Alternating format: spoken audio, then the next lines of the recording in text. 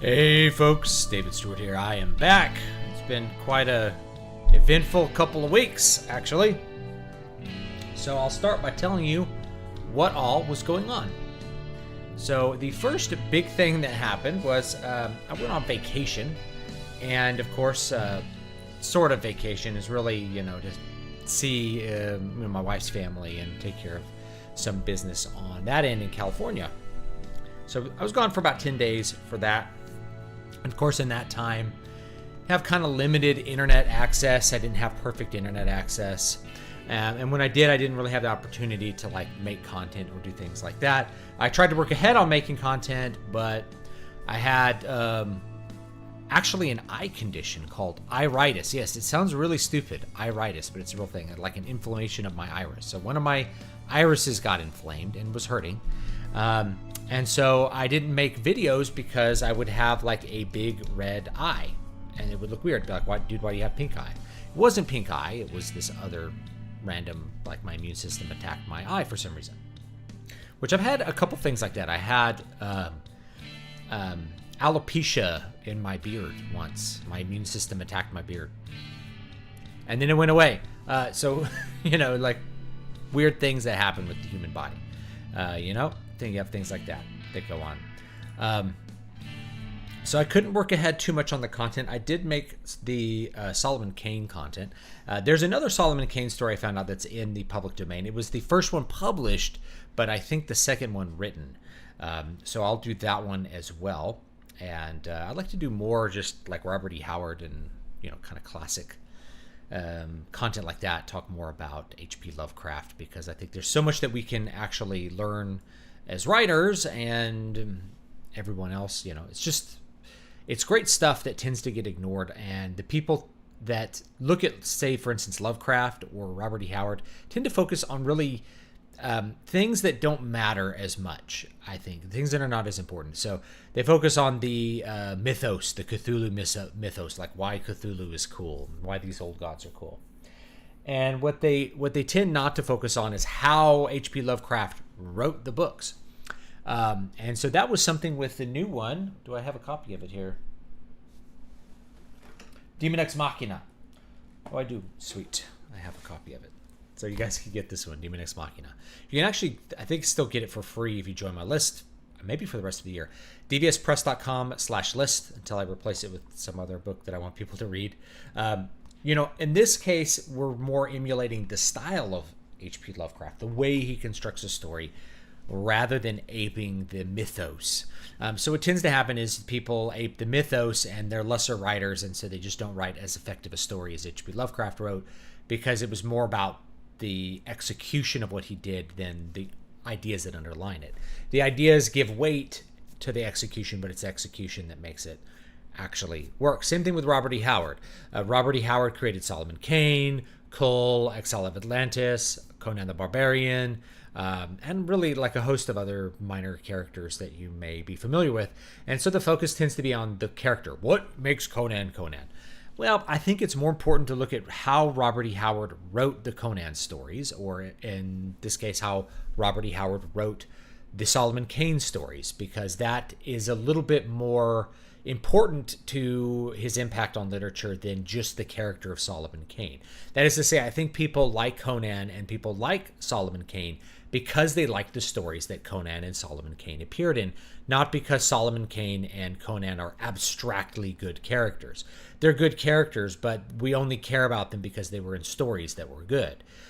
So the pastiche stuff, the El Spragg de Camp books, they're okay, but they just really don't hold a candle to the original Robert E. Howard stuff in terms of the weight of the language, the construction of the story. So that's more stuff that I would like to focus on for that.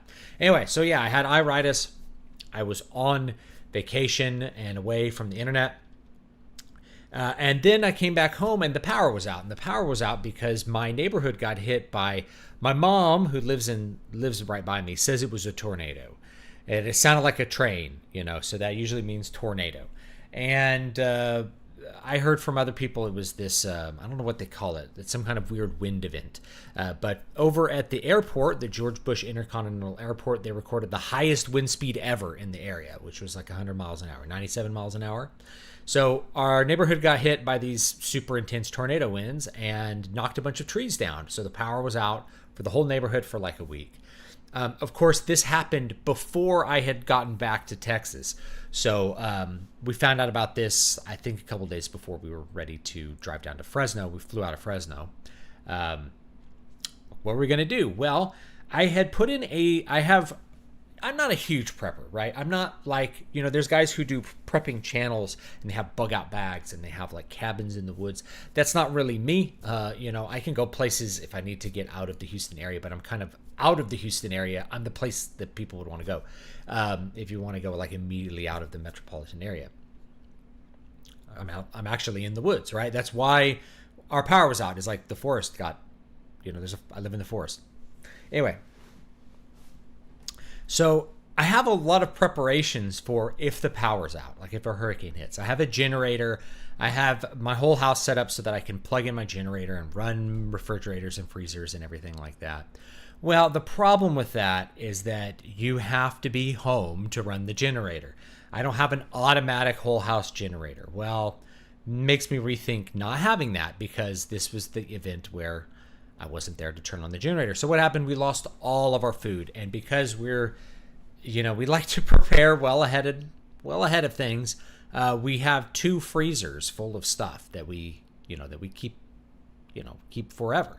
That way, like if there was something happening, like a major event, we have lots of food to eat. In fact, we have lots of frozen food that we can eat. Well, all of that went bad. Not only did that go bad, it had been bad for several days by the time we got home, which meant we had to take out the freezers, clean them, bleach them. I had to pull a freezer, carry the freezer out into the lawn, hose it down with soap and everything like that, and then plug it back in and get it going again, and then restock the freezer with the things that we at least eat every single week. So we lost a lot of food, and I didn't spend a ton of money on the generator, but it was a big generator. And one of the things I realized is that if you can run your generator and avoid your food spoiling in one significant event, like one hurricane or tornado or something, then that generator has paid for itself just in the fact that you haven't lost food. So I'm reminded, I think it was like the 8-Bit Guy, another YouTuber was like, the generator never pays for itself. Well, it pays for itself if it prevents loss that would otherwise occur if you didn't have the generator. And so that's the case for frozen food. I was also really thankful that I at least had the generator because when we got back, it was still like 90 degrees at night. It cooled off to like 88 when we got back.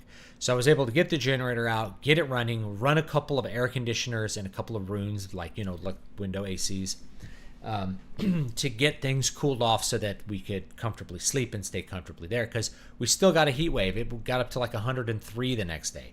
So you have a tornado hit and then it's 103 with no power. So it's pretty uncomfortable. Most of my neighbors just went without air conditioning. And that's fine. Like, my kids were actually quite happy to play in the air conditioned house, but they'd get a little sweaty and be like, okay, let's go back in this bedroom there where I have the AC hooked up, and we'll go chill out a little bit there. The internet, oddly enough, came up before the power. So I'm gassing, refueling the generator, and I'm going around the house and I hear something. I'm like, what is that noise? And my son's like, I'm watching TV. I'm like, how are you watching TV? He was watching like Netflix or something, right? And I'm like, how are you watching that? The internet is down. He's like, well, I turned on the TV and I could. I'm like, okay. And I went and looked, and my modem, of course, I was running power to the whole house because it's a big generator. The modem is on and it's connected to the internet, but there's no power. So that was a little funny. Anyway, we got all that sorted out, and so now I can actually stream today. That's been a lot, right? And I have a lot on my docket for summer, and it's already almost July, which means I'm way behind on most of the stuff that I wanted to get done this summer, but that's okay. I love working in summer. I usually feel pretty energized to do it. The thing is, there's lots of other demands. People want family time, blah, blah, blah, vacations to California to settle family affairs and things. All those sorts of things end up taking precedence over work. I tend to be most productive in spring and fall. That's just something I've noticed with like my creative flow, is that I have the most time to work in summer on paper, but it never works out that way. It usually works out to every single person in the world has some sort of demand on my time during the summer, and they assume I don't have anything better to do because they're normal people. They're normies. They don't have like independent businesses that they run. So they don't even think about what you're doing. Like, oh yeah, I guess you do have a business. Like, yeah, it requires time. You do have to do things. You know, you can't write a book without sitting down to write it. That's the way it works. So yeah, pets were okay, by the way. So yeah, pets were fine. My mom took my dogs and just had them at her house. She has a whole house automatic generator. Hers didn't work, so she lost all of her food too. She had to have a repair guy come out and fix it. It was like, oh, nope, you got this part wrong. They fixed it up. Her generator now works, and so I feel a lot more peaceful about that. A woman in her 70s in 103-degree heat, worried about that. She took my dogs to her sister's house, who lives over down the road in like Cyprus, and they had air conditioning. They didn't lose their power, so the dogs hung out there. They're dog people. They love dogs, so they were pretty okay with my dogs hanging out for a couple of days while we were gone. So yeah, pets were fine. The cats, we have a couple cats. They didn't mind the heat. It was like 85 in the house is what it got up to, and they were pretty happy with 85. Apparently cats are happy up to about 100. So they were okay. And then I do have a couple of the turtles. I don't know if I've had them on the channel. We had a couple box turtles that came with the house. So they were okay. They're just turtles. Well, we like the warm weather. We walk around and eat things. I got a big regular one with the wheels. I may get a home generator unit after this. To me, it's not necessary, because the main thing I want to be able to do in a disaster is at least keep one room cool and keep the stuff in the refrigerators from going bad. You know, my son has refrigerated medication. We have a lot of frozen meat that we keep on hand, so it'd be really good to not lose that stuff. So I have a big generator. It runs on propane or gas, either one, which is, you know, it's a pretty good buy. And if I had been here to run it, it would have paid for itself with this one disaster. And we may have another hurricane this season, and we'll probably have the power out for a couple days with that too, you know. So that's how it goes. Anyway, it was crazy.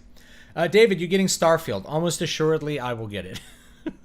It's a Bethesda game. I'll get it. Even Fallout 4, I eventually got, even though I don't really care for it, and I'm not really into Fallout. I still have Fallout 4, but you know, it's no level that it's not the level of, you know, Skyrim or Elder Scrolls 6. But you know, anyway, I'll probably get Starfield. Yeah, and I'll play it. Games. Speaking of games, so let me give you a rundown of recent gaming stuff.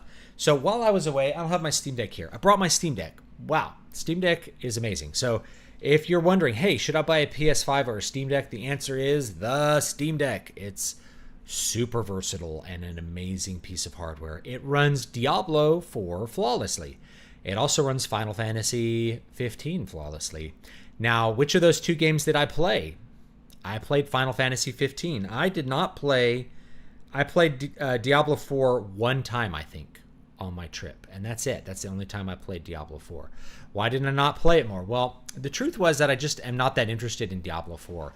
It's exactly like Diablo 3, and I guess I just wasn't super in the mood for more Diablo 3. It's Diablo 3 with better graphics and probably a worse story overall. But I did play it a little bit. Diablo 4 requires perfect internet, and even if you have perfect internet, you can get disconnected. So if I'm like on a boss and I'm like, you know, kiting around the boss, because I play Wizard or Sorcerer in this one, it's exactly the same skills as Wizard from Diablo 3. It's the same class, exactly. Anyway, going around in circles, and then I get disconnected.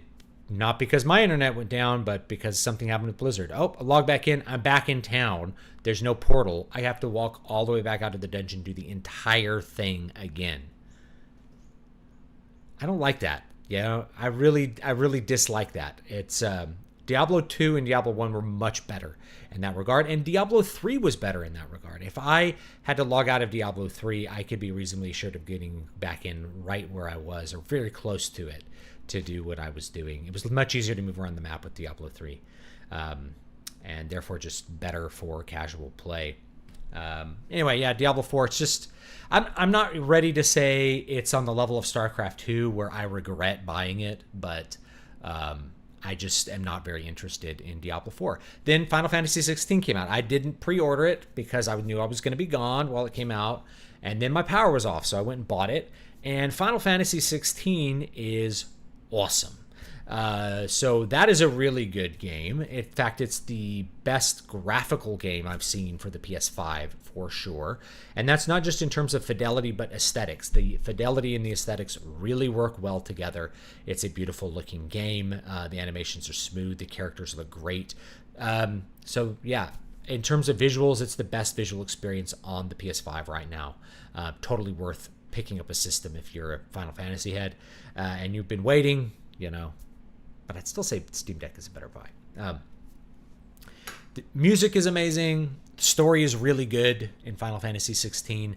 I can go into depths on some of the techniques they used. They used a host of really standard story writing techniques, things that have been around forever that they do a really good job with. Most of my complaints with Final Fantasy games over the last 10 years is they don't manage the exposition well at all. This really started with Final Fantasy 12. Final Fantasy 12 really borked its exposition, and luckily it was a really great game, so you didn't mind that much, but you didn't really understand what was going on until like halfway through the game because they did such a bad job with the exposition. Final Fantasy 13 likewise has an exposition where they're completely indirect exposition. They don't tell you anything. They just kind of do it all secondhand, and so you're left confused. Then you're constantly having these flashbacks where you don't understand the context of them, and you don't really understand exactly what's going on in the way the world works until, again, many hours into the game. But luckily, Final Fantasy 13 is a really amazing aesthetic experience, and it does have, for the most part, fun gameplay, especially once you get into it and they let you play the game more. So, both of those games had what I would consider pretty poor exposition. Final Fantasy 15's exposition was okay, not the best. And one of the reasons I didn't play Final Fantasy 15 much when it came out is I really hated the aesthetics. It just looked like road trip around California. And I lived in California, so it's kind of like, this isn't very fantastical. Game really grew on me by streaming it and playing it a lot. And so I played it a ton on my trip. And I'm prepared to say Final Fantasy 15 is a good game. Not only that it's a good game, but it's a really good game, a very fun game, with characters that are honestly pretty endearing, if a bit melodramatic. It was definitely a game that really grew on me. Final Fantasy 16 really didn't have to grow much on me. It just did a pretty good job laying out what was at stake. I've heard Game of Thrones was the big inspiration, but from my perspective, what I see a lot more of is first of all, Way of Kings by Brandon Sanderson. So the whole setup for Final Fantasy 16 is Way of Kings from Brandon Sanderson, which is a great book. In fact, it's one of my favorite fantasy books, even though I dislike the series. So I don't like the Stormlight Archive series very much, but I like the first book in the series a lot. I think it's a very well done book. So you have this character who goes from hero to slave, a slave forced to fight in an army he cares nothing about. Okay, basically have that set up with Final Fantasy 16. They take a while to get to it. They start in media res, that's traditional. They show you sort of what's at stake. It's really for to kind of evoke in you questions about how things work, and then they give you a flashback to the main character Clive being a kid, and these big events that set things up, kind of sprinkle in gameplay tutorial along the way, kind of drip feed little mechanics, send you on a mission to let you get a feel of how the gameplay works, and then have some other things that disrupt that, more narrative. So one of the things I like about it is that they do at least not completely snow you in with cutscenes the way that some other Final Fantasy games have done. But it's very cutscene heavy. Very cutscene heavy at the beginning because there's a lot of exposition, but they do a good job doing all of that exposition, so you have a really good idea of where the world is. The other big influence, I think, is Dragon Age Origins. Visually, it's like a super high fidelity Dragon Age Origins with some more Final Fantasy-like elements in it, and then it's set up for how you explore the lore is more like Dragon Age Origins. There's like a codex. You can go read up on the lore if you want to, or you can just go through the story. One of the complaints about Final Fantasy 16 was that it was an action game. It is not a turn-based RPG at all. It is much more Dark Souls. It's Dark Souls with stats. So if you played Stranger of Paradise, it's a lot like Stranger of Paradise. Final Fantasy Origins Stranger of Paradise, which I was a big fan of. I really enjoyed playing that game last year. Very fun game.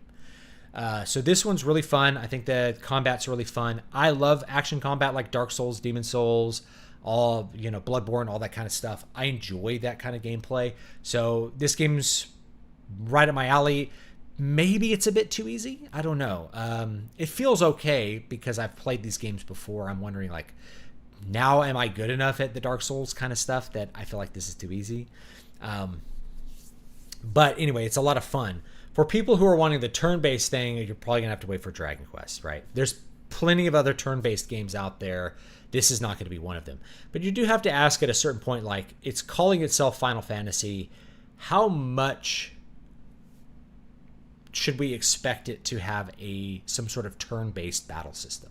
Final Fantasy 12 had turn-based battles, believe it or not. They were like Baldur's Gate or Dragon Age, even though it came out before Dragon Age, or maybe like KOTOR, where like the combat goes through, and actually Dragon Age used what they used. You can program your characters to do certain things in response to certain conditions, and then you can pause and then issue single commands. So I loved the combat system for Final Fantasy 12. It was still a turn-based system, technically. It was an ATB system, but the next level and tactical, where your characters stand, matters. That kind of stuff. Final Fantasy 13 actually had a turn-based battle system as well. It had the next level of ATB. It was very influenced by ATB. So time goes through, you're issuing commands. You can menu up the commands, or you can do broad commands for Final Fantasy 13. Really where I think the break happens is not with 12, it's not with 13, it's with Final Fantasy 15. Final Fantasy 14 is an MMO, but it still has like queued spells, so it's sort of like really fast turn-based kind of stuff. But anyway, I think Final Fantasy 15 is the real break. At that point, it really becomes action combat and not strategic combat at all. And I would love to see more strategic stuff. I'd love to see more tactical gameplay, but they didn't go with that in this one. They went with, I guess, the prevailing dominant game style, which is Dark Souls, Demon Souls. Yeah. Thank God the console versions don't require constant internet connection. I noticed that with the console versions of Diablo 3. I could play 4-player local co-op. And boy, that was a great time. But Diablo 4, nope. Did you hear about the level 80 hardcore character Blizzard killed? Yes. So the first person to get whatever the level cap was for hardcore got his character deleted. Level 100 or whatever. Because Blizzard brought their servers down to fix so that people could buy microtransactions from the cash shop. Killed his character. Boy, that would make me not want to play the game again. Is the gameplay good in 15 and 16? So yes, I think the gameplay's good in Final Fantasy 15. I think it's way better in Final Fantasy 16. But I like Dark Souls kind of gameplay. They use a couple elements from Final Fantasy 15, but I really like the gameplay in 16 so far. I couldn't get into Final Fantasy. I only liked 7 on PS1 back in the days. That's actually one of my least favorite Final Fantasies, I would say, is Final Fantasy 7. I tried the Final Fantasy 16 demo, and I just don't get it. I think it's the Japanese quirky stuff. This is the least Japanese. This is actually the least Japanese Final Fantasy game, probably since the first one. It's the most Western inspired. The lip syncs are like to the Western voice actors, which are very well done.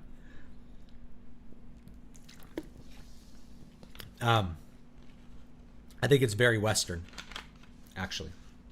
But it's very high production value. And that's kind of what you want with like I don't know what to call it, a AAA game, a big deal kind of game. Great presentation. Chuck Dixon made that point yesterday in video. Conan, like Bond and older Batman books, were story-driven. That's what made them exciting, not navel-gazing about their past. Yeah, it wasn't about the character himself. It was about the stories that were in him that made him compelling. Same thing with James Bond.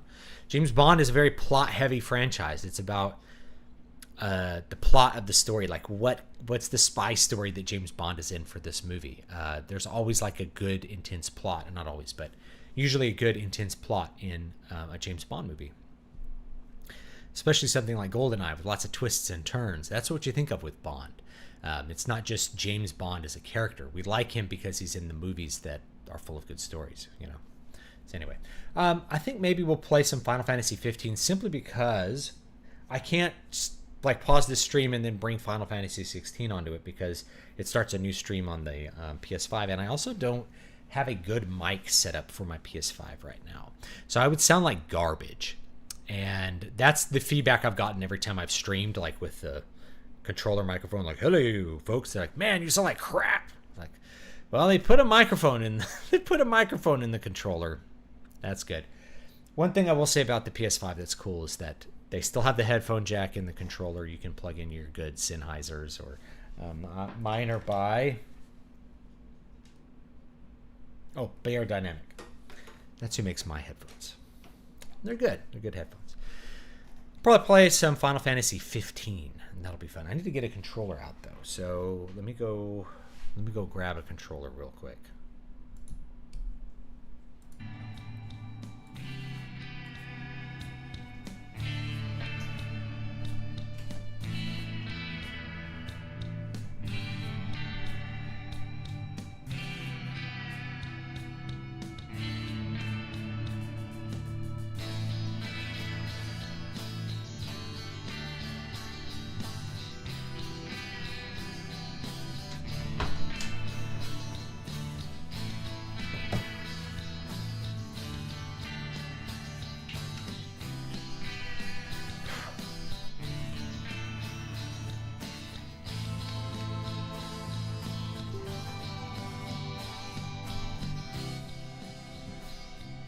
Okay, I'm back.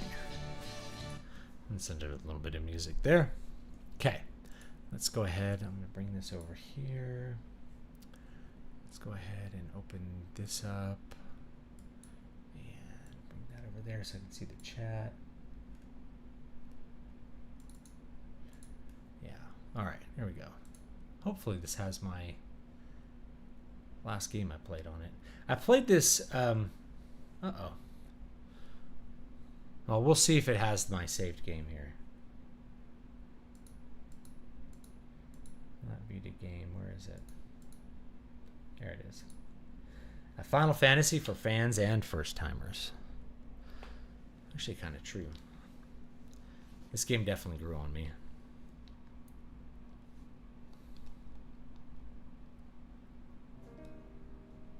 And I do like the music. I like the music in every Final Fantasy game, I feel like.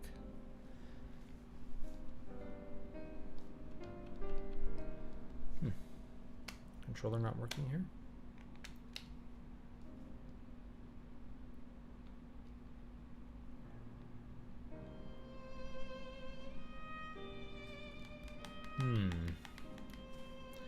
Controller's not working.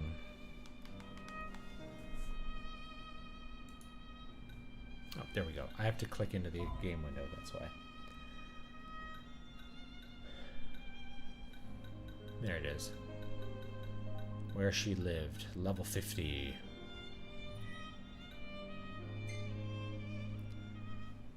Move this over a little bit so I could see my awesome screen here better.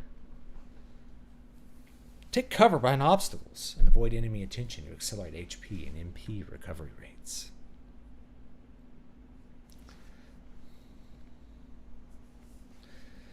One of the things I actually really liked about this game is you can buy, like in the little shops, you can buy the past soundtracks for the other games.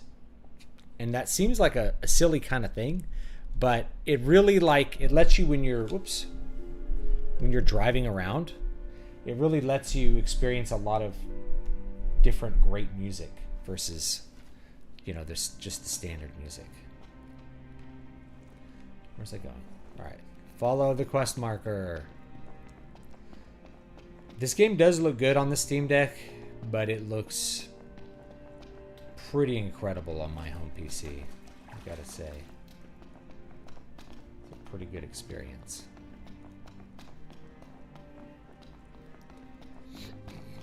There's Aranea. About the crystal. Remember how I said it was locked away? Yeah? They really don't allow anyone near the thing. The Emperor himself never got close to it. The lab rats had a theory that the crystal posed some kind of threat to the demons. The way they see it, that's the reason the Chancellor had the Emperor go after it in the first place. Dunno, but that theory holds water in my book. That's the voice of... She does one of the characters in Fire Emblem Three Houses. Shamir, I think.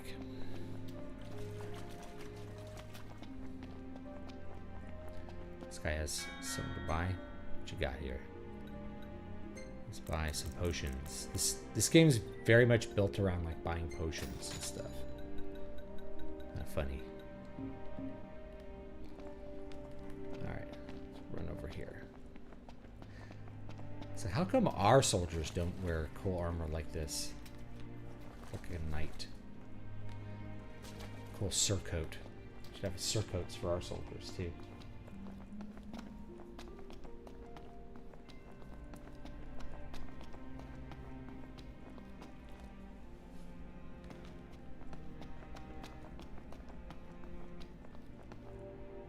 Prince Noctis! Yeah? Prince Noctis, were you excited to marry Lady Lunafreya? Because she was really excited to marry you. She looked so happy the day her dress arrived. She really loved you, Prince Noctis. She got killed. Thank you. She died in like a previous scene At first, that I did off of the father off had stream. mourned the fate of his chosen son. Yet in Tenebrae, the two found solace. It was not the Oracle who assuaged their fears, but the girl. She holds the true power. I have little to offer a king, other than the voice afforded the Oracle. Nevertheless... And... I'm afraid you might find this foolish. But... to be together with Noctis again, even if only for a short while, I think this is a flashback. it would mean the world to me. I do not seek to guide him, merely to stand beside him.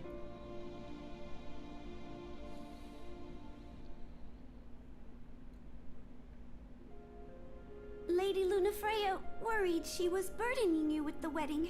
That's not true, is it? No, not at all.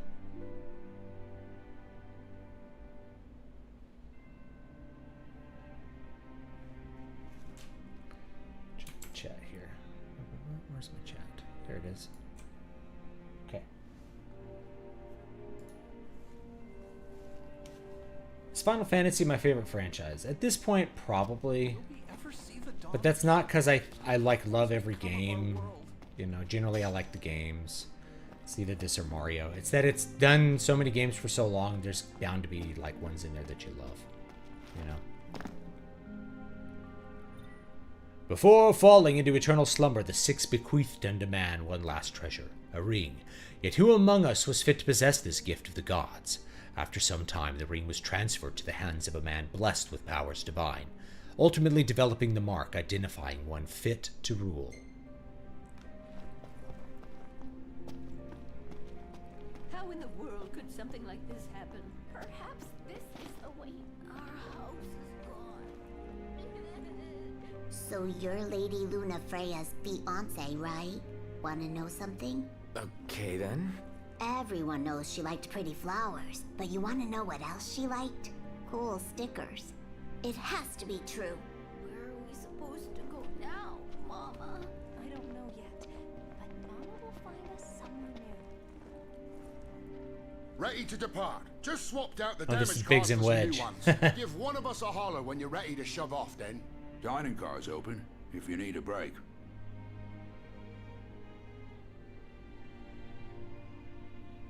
I have not finished Final Fantasy 16. I only started playing it the other day when the power came back on. Shall we shove off then? Fine. Is there anything to see here? Maps. Oh yeah, I knocked one of my guys off the train, so... Well, wait. Is there anything here I need to look at? Maybe a hidden item somewhere? Sometimes, you know, you look around, you can find an item. Talk to this guy. Might say The something. Empire has declared Lord Ravus a traitor and sentenced him to death. I believe the attack on the manor was further punishment. This game is better than 16. We'll see. We'll see. I'll see when I finish Final Fantasy 16. This game really grew on me, for sure. It like very much grew on me. 13 did as well. That was a game that really grew on me with the playing. Shall we shove off then? Climb aboard.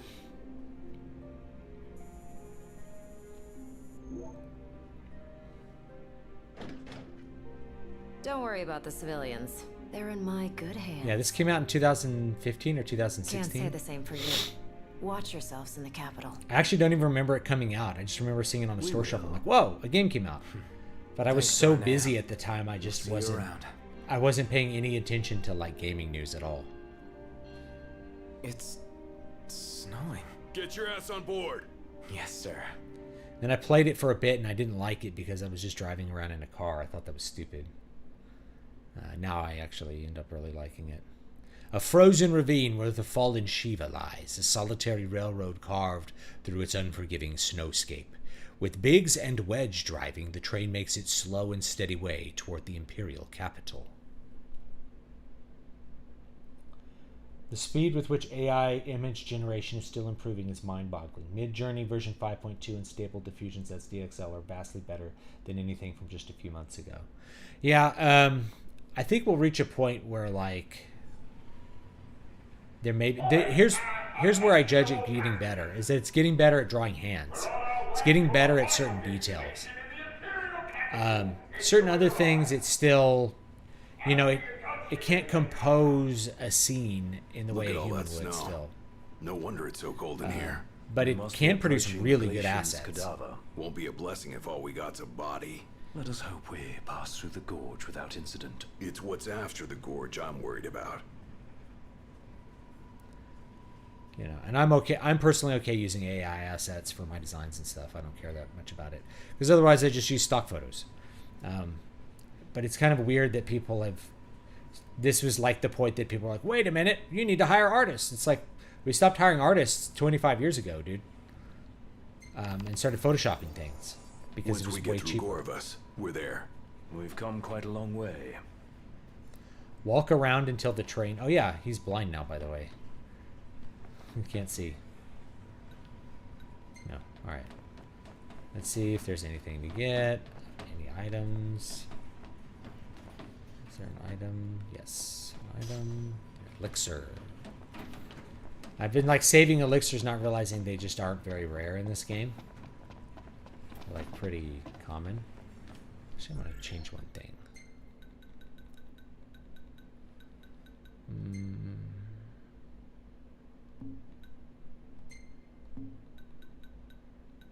Camera. Position far. Alright. This feels very close, I think, because my monitor is close to my face. Mega Phoenix. Debased banknote. High elixir. So one thing about Final Fantasy 16 I like is that you don't have to press a button to pick things up off the ground. If you just go by an item, it just picks it up. So it makes it a much more fluid experience of traveling through areas. Oh, here's the regalia.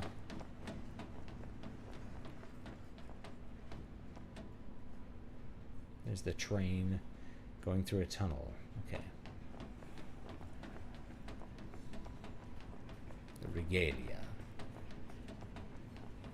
Getting some interesting little graphical errors here.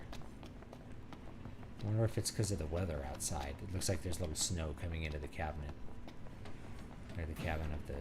Yeah, it's the snow effect outside is like coming through. It's a little weird. These look like sodium lights. I like it. It's depressing when it's always dark out. Still dark. Seems there's scarcely anything left of day. It's all gone wrong. Oh yeah, like the days are going away at this point in the story. So we gotta fix something. We gotta fix that somehow. What does it say? Make a potion. Camera doing funny stuff here. Anything here? Nope.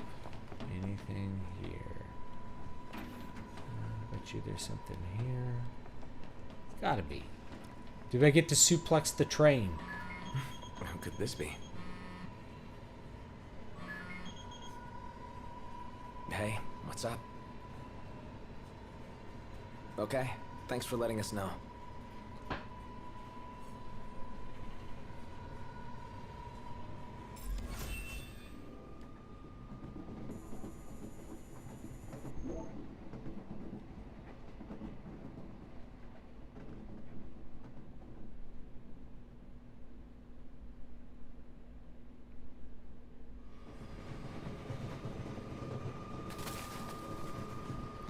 It's the Snowpiercer.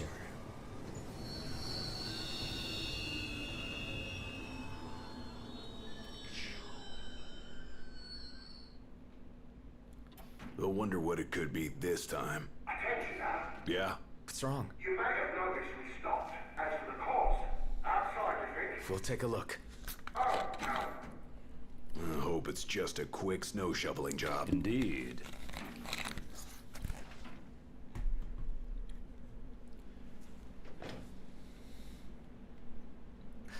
It's freezing. You better keep moving to stay warm. The Glacian did this. I think I can see her. It's a shame. She's lying dead. Damn, it's cold. Let's clean up out here. Warm up in there. Better make this snappy. See ya!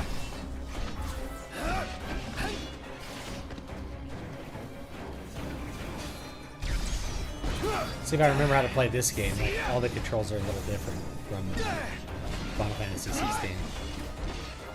Saw that coming.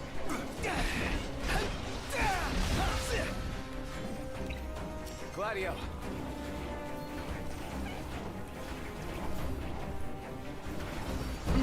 He just didn't do anything. Funny.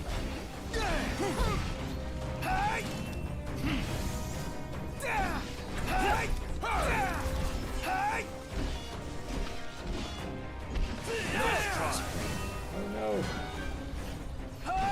We got some goblins here.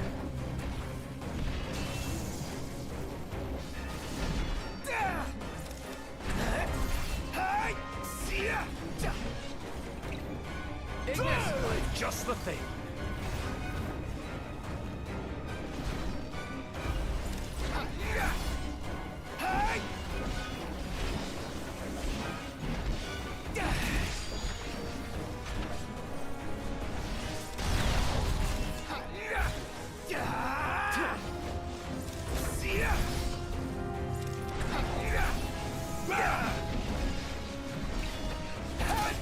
Just the thing.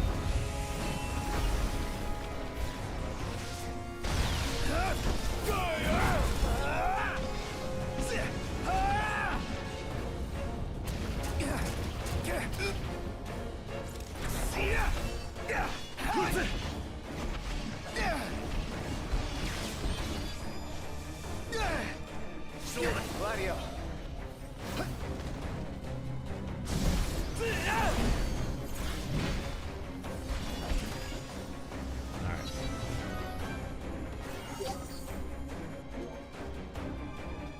Okay.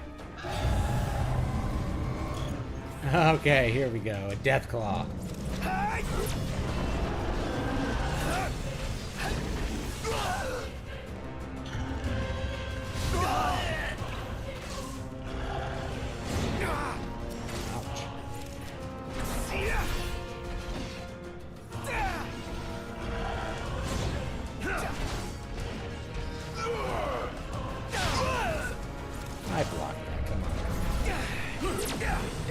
Just the thing.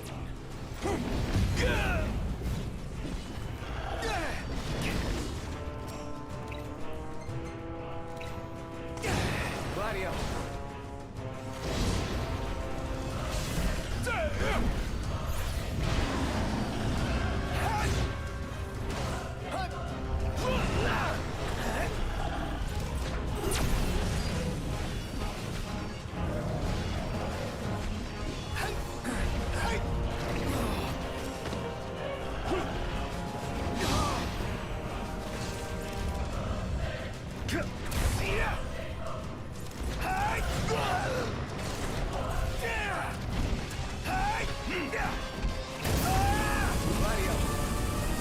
Look at that.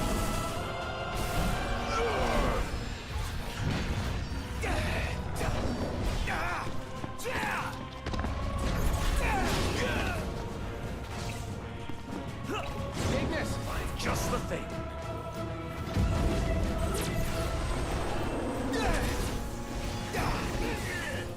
I don't have any magic equipped.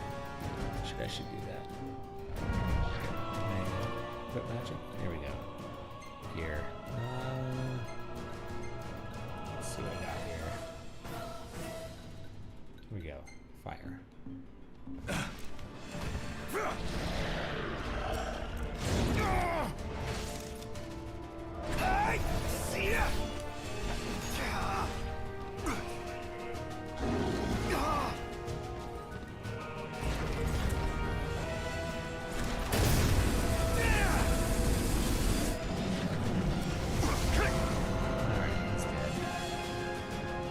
Hurry up.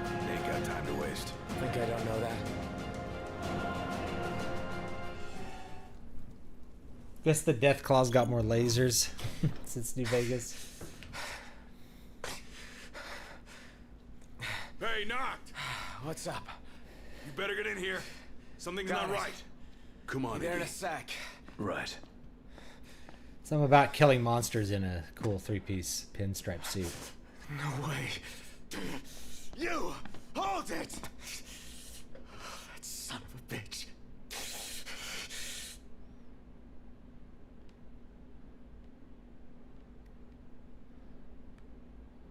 What the hell?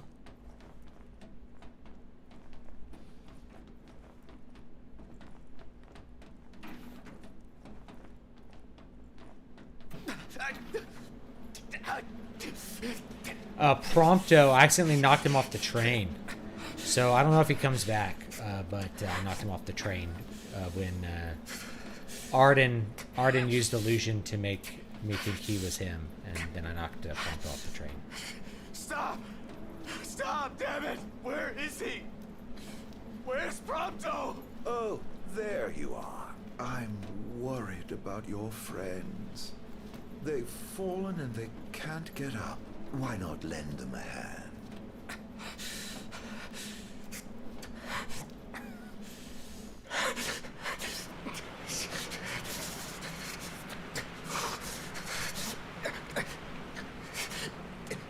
A coldness that can only be hers.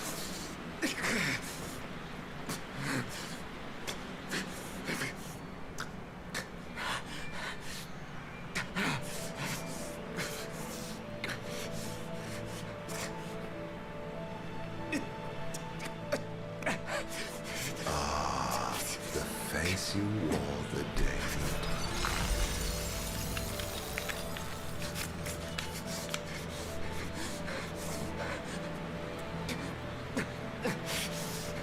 you Let it now be done, as promised to the Oracle.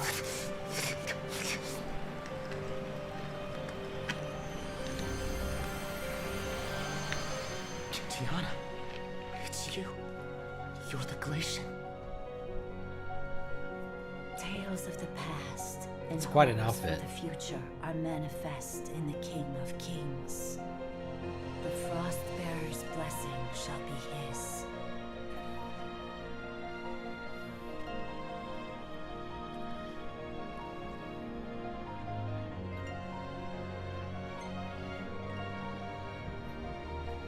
In the days that follow the war, while the six are still asleep, Interesting little The Info dump here. Sought by a man who draws him away from the light. His peril is sensed by the Frostbearer. She rushes to his aid, only to be felled by the foreign hordes. Those masses are now one with the darkness. Darkness that before long will swallow the Six and the star they protect. This star's fate no longer rests in the hands of the gods. It sits on the shoulders of the Chosen. Deliver this world from darkness and grant my love release. I promise I will.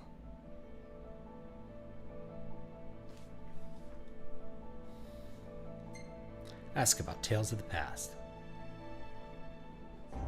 The Six have safeguarded this star since time immemorial. Each of a different mind, but united by this common purpose. The gods' protection extends to all creatures here below, even to the mortals created in their image. They are feeble creatures leading fragile lives and clinging to foolish fancies. The Frostbearer scorns these visions of hope, which melt like snow in the sun's light. Yet the Pyre Burner admires their strength of will.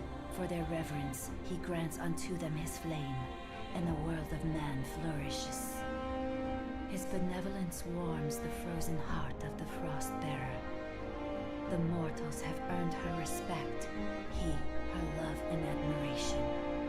It is not long, however, before some among those men ascend to new heights of hubris. The people of Solheim spurn the gods who bless them, the gods they once worshipped. The ungrateful mortals incur the wrath of the Pyre Burner. He seeks to raise the very civilization his flames once helped build.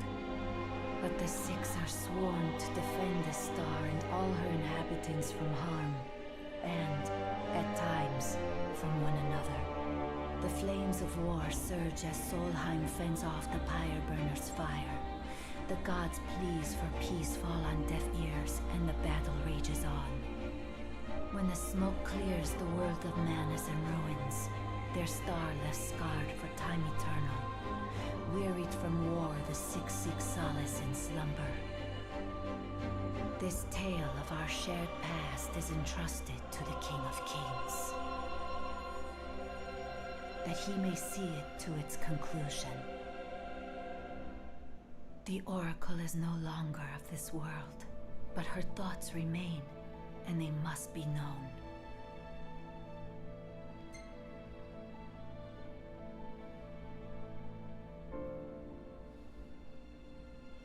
When the boy begins his existence on this star, the girl is met by the High Messenger.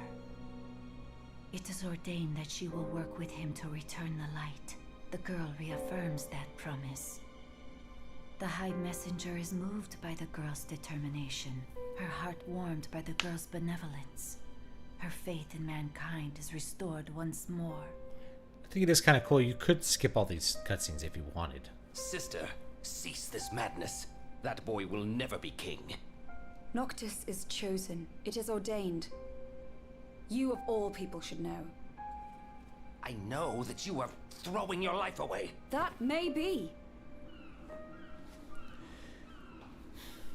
Again, I feel like one of the problems with this story is there's not quite enough exposition. It's my choice. Like it's exposition one step removed. They don't really tell you how things are working, how things are supposed to be. So you don't fully understand the tension that's at play with the drama. If only I could hear his voice once more. It's a little too indirect. If we could laugh together as we did as children.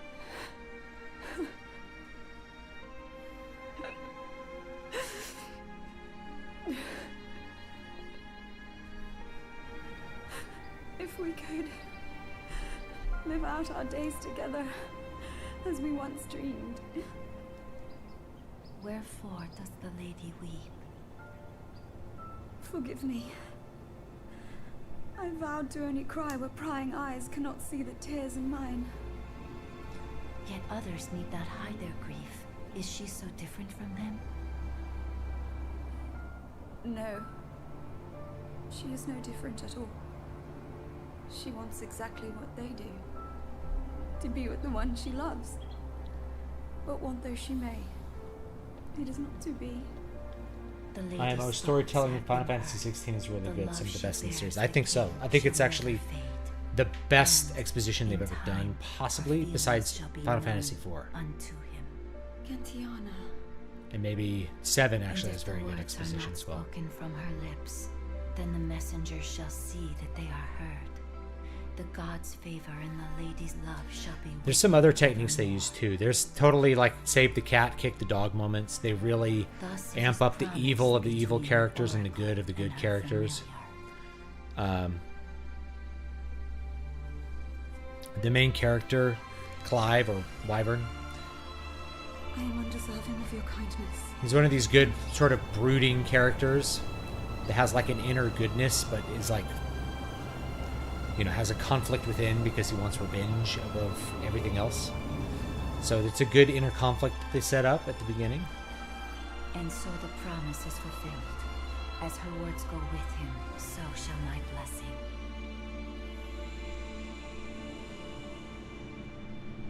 Yeah. Thanks. O King of Kings, restore the light unto And then this you have Clive's little brother, and like him getting killed is like devastating because they really like play up his innocence and weakness. Farewell. So it's all pretty well executed. Like I said, it's more, to me, it reminds me a lot more of Way of Kings than of Game of Thrones. Luna, I'm sorry. I'm sorry I couldn't be there for you. Not even when you needed me most. There was so much you wanted to say. So much I wanted to say. And now, I'll never have the chance. I'm so sorry.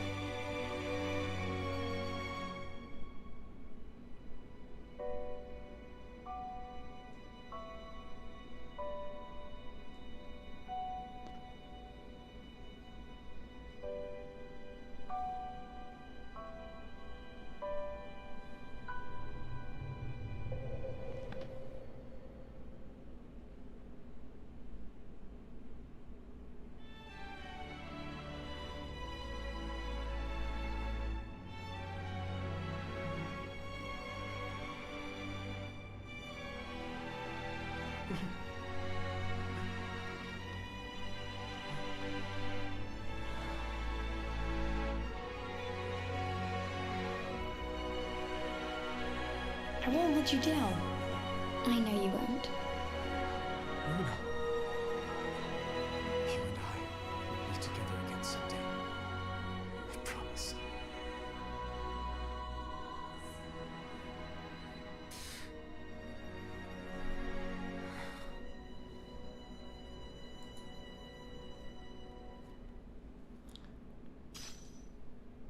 Trident of the Oracle. I got another weapon here. What are you looking at?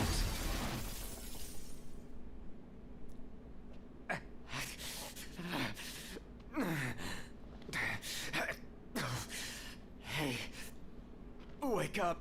What the hell happened? Not. Are you alright? Yeah. I saw the glacier. It's okay. She's gone now. You guys check out our drivers. Got it. You good? Yes, I'm fine. Let's go. What do you guys think is worse?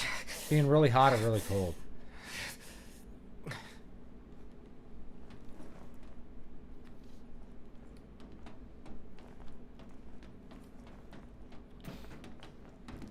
feel like being cold is better because you can always like put on blankets and like wear warmer clothes. Whereas like being hot, you're kind of at the mercy of what the environment is giving to you. I feel I've earned the right to call you not. For a moment I felt death's chill wind. Such is the might of the gods. But then I remembered I'm immortal. Such is my blessing and curse. Your attack hurt me, nevertheless. My feelings, at least. And after all the memories we've shared, remember this? Ah, I should have asked if you remember him. Truly a blast from the past. Nay. You mustn't take what's not yours. Where is he? He? The little gunman's a short shot away. Where? Where else but Gralia, the seat of the Empire? I'm sure he'll be delighted to see you. And you might even find your crystal. With all these demons about, you could certainly use it.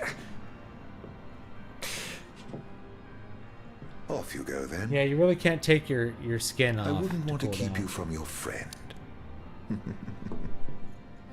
I feel like cold is easier to solve than hot. But cold can also kill you more and quicker. Like if it's hot, you know, there's like an upper limit to how hot it can get outside anywhere. You know, if you could be in Death Valley. Death Valley's really hot, but you could survive Death Valley. But like most places where it's really hot, like it's 100 degrees, you can do things that aren't going to exhaust you. But if it's 0 degrees, you know, if it's below 0 and it's freezing, like that's perilous. It really is. You can't just like, well, I'll just hit my arms and exercise and I won't freeze. Not quite. Yeah, the voice actor for Arden's amazing. I'm trying to remember who it is. Voice acting in Final Fantasy 16 is really good as well. Close to Gralia. I'll probably stream it like at night or something. I can't imagine what it'll be like. Swarming with demons, but you knew that. I really enjoyed playing it, just Don't being remind very me. introverted. Once we arrive, we'll make for the keep. It's like, yeah, not doing the keep? streaming, just playing the game and Xenortus, enjoying it. An Like Imperial it's megafortress 2002 said to be again. impregnable. With Prompto and the crystal inside it. What goes in must come out. So, are we buying the story that the crystal can purge demons? The proof is in the purging, but it does stand to reason. We've observed that as the nights have grown longer, the demon hordes have grown stronger. If they are in fact averse to the crystal's light, it could save not only Lucis, but the world. Peak of Mount Find Everest out is once way we more take it back. perilous than Death Valley, for sure. You know, like I've been to Death Valley. hell? You What can is die it? in Death Valley My from the guess. heat, Something to sidetrack but us. you can also like get out of the sun, and it's so dry. The shade it's not bad in the shade, honestly. You know, the whole like it's a dry heat. There's a certain truth to that. The meta is a lot better. Heat in Houston, it's not as hot. It's not nearly as hot in Houston as it is in California. But it's the heat feels worse because of the humidity. Whoa! What now? He's trying to keep us out with the demons. Whoa! Goblins! Goblins! Don't worry about us. Let's get to work. What's wrong? The weapons. They're Get stuck. back! Run! Come on, move it! The weapons are stuck. Arden has stripped Noctis of his weapons. Flee to the freight car at the back of the train. The ability to call Umbra is also unavailable.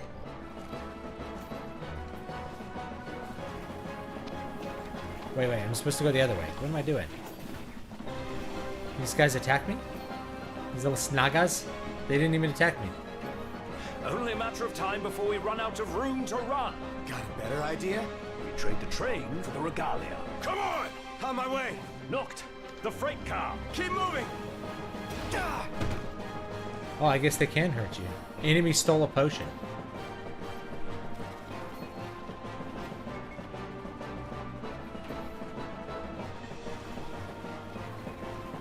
Little thieves.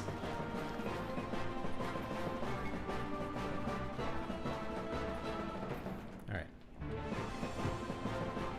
Weird frame drops Strap in. sometimes in this version. Got it.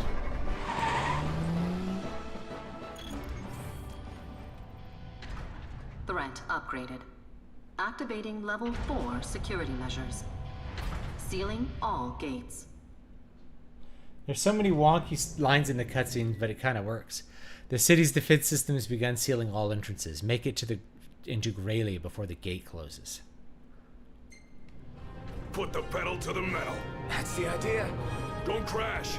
Thanks for the tip. Where are we now? Inside a tunnel. On the train tracks. Don't slow down, or they'll catch us up. Going as fast as I can. Hang on.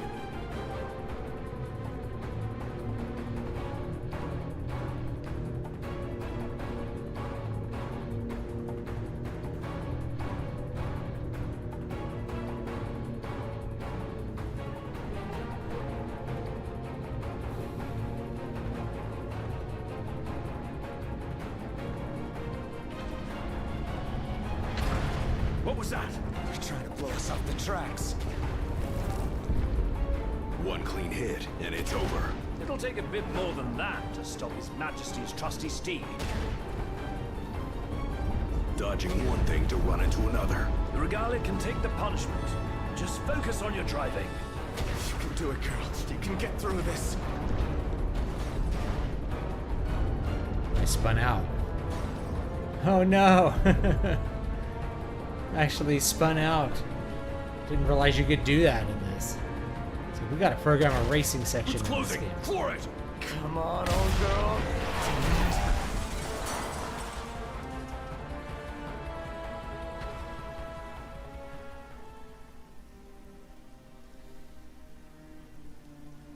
I painted it green. Because my son likes green. That's all she's got. It'll do.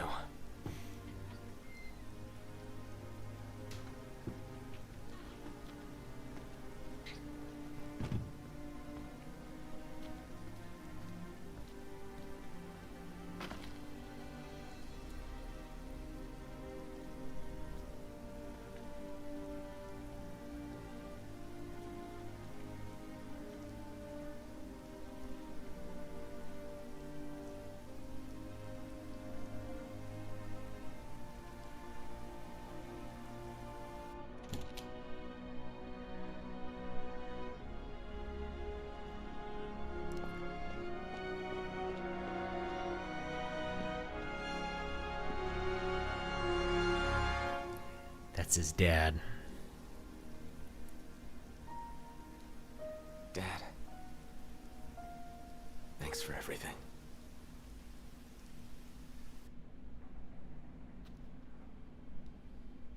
Are we seriously marching into the capital empty-handed? And with no assurances, the crystal can beat back the demon hordes. Guess we'll find out the hard way. No turning back now, right?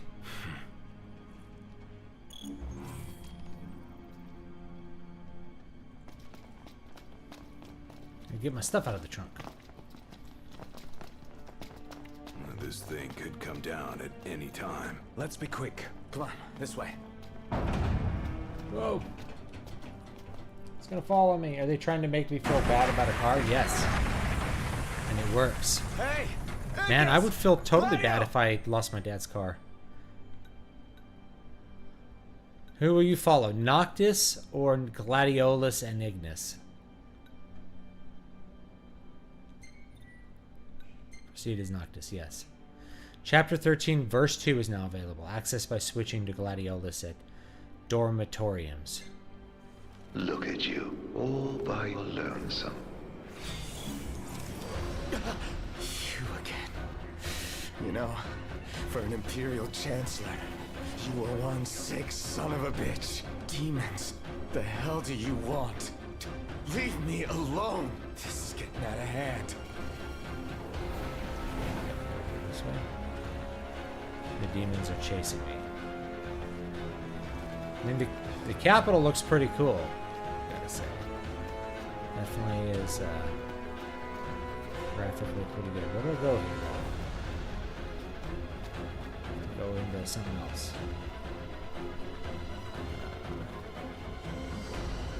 Jump past the snaggers. Here we go. Get away. I'm going up this way. There we go.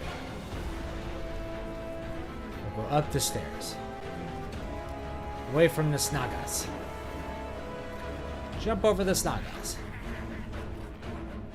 Well, I could still like phase away from them.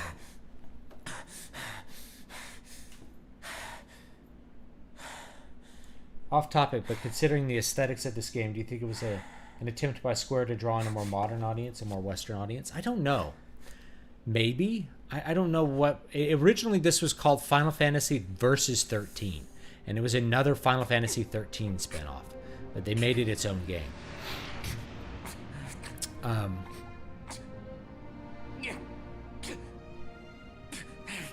I felt like Final Fantasy 13 was very modern.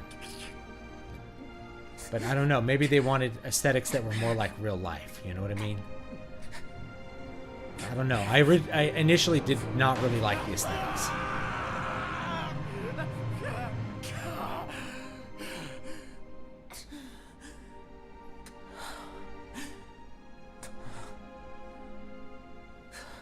It's the Ring of the King.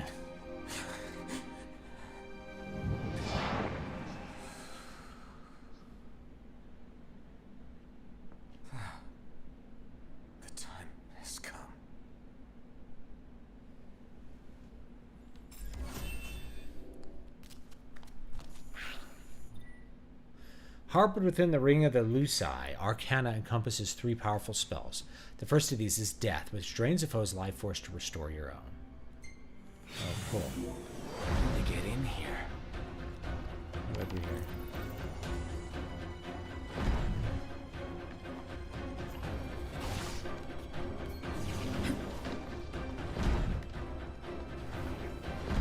Do I keep holding it down? Oh, yeah, I can just hold it down. Alright, that's rad.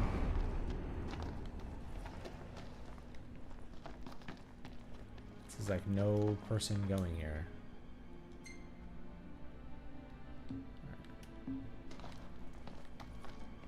Go this way.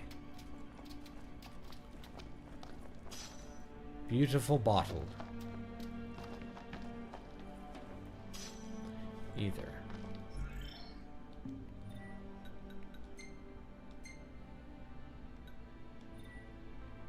Gear is locked.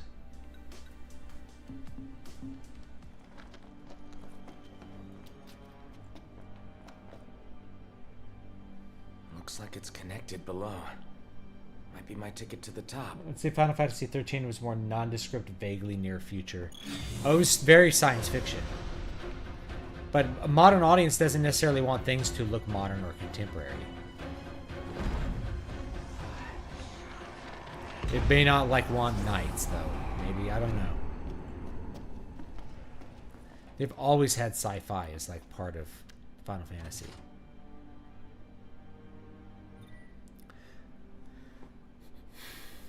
Zegnatus Keep.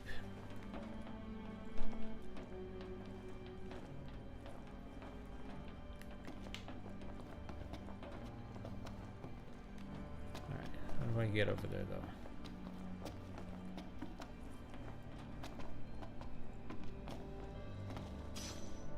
A high elixir.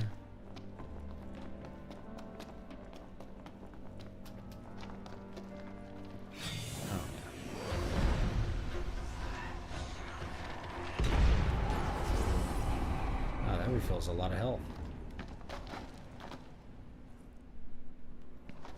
How do I get going? Push. Nice. He's kind of like hunched over now. It's kind of funny. Yeah, more non-determinant. Final Fantasy 13 has a really cool, I think, world setup with like people living inside an artificial moon. Like, there's cool stuff there, but it's not apparent when you first play the game. You have to play through it a little bit. You know, they do everything kind of indirectly instead of just telling you how things are. You could do with a little bit more direct exposition to set up conflict a little bit better. Like, the conflict in Final Fantasy 16 is, like, obvious and good. Like, you know right away what is at stake and what Clive is motivated by, and you know what's going on. Oh, there was like a bed over there to sleep and level up, I guess. Yeah, that's interesting.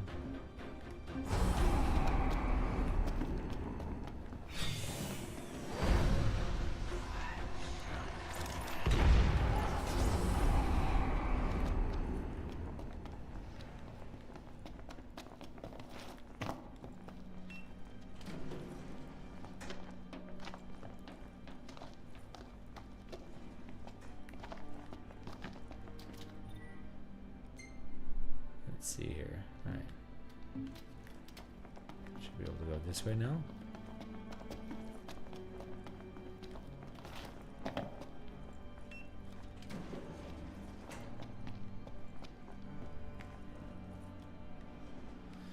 I do like the little flashlights pinned on the jacket. I would like one of those.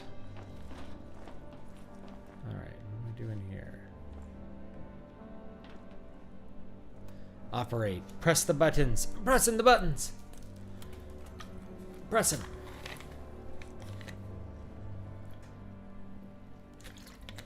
And that's the way to the elevator taken care of. Given what the new Fire Emblem aesthetic is, I can hardly even guess what modern audiences like. Yeah, I think they probably like the same things they've liked for the last 30 years because of the way Cultural Ground Zero works.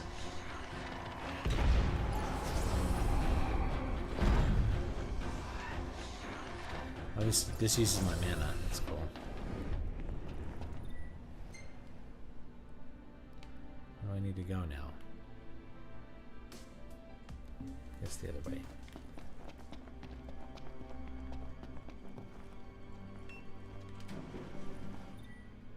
A spell of the Arcana, Holy, counters with a blast of sacred light when evading. Make it effective against melee enemies. Cast the spell just before an attack lands to deal more damage. Okay.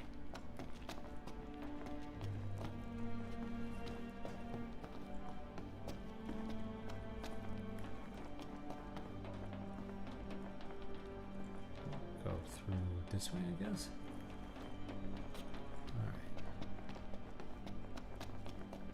Now I can go to the bed, I guess. Save manually at dormitories. Should be safe to rest here.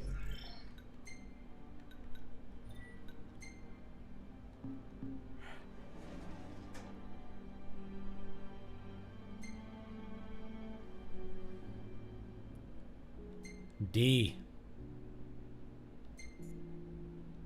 I have a lot of AP though. Let's spend that.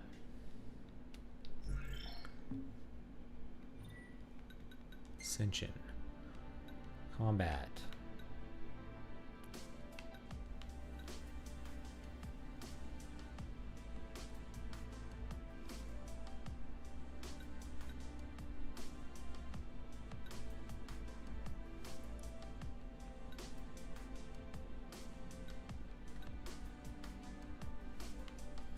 Okay. Teamwork, stats.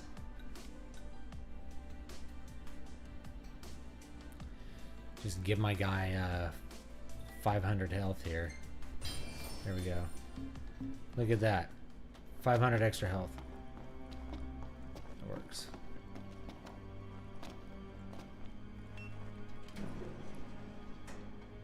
Japanese games have had the church be the bad guy since the 90s, like in Breath of Fire. Yeah, like in Final Fantasy Tactics. I get so tired of it. The obvious Pope stand-in was the bad guy in Final Fantasy 13. Yeah, Diablo 4 is Manichaean though, so it like wears Christianity as a skin suit, like aesthetically, while it has what's essentially a Manichaean belief system. So the church is bad because basically, you know, Gnostic influences. All people are bad. And the whole construction of their cosmology is Manichaean. The heavens and the hells are at war, and between them grows earth, which is an imperfect place, blah, blah, blah, blah, blah. Alternate consigns entire hordes of enemies to the void. The cost of all MP. Let's not use that. Or I guess we could.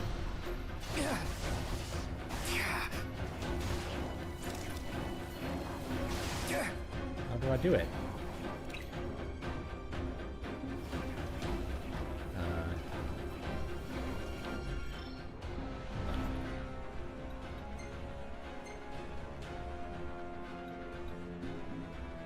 It's not working.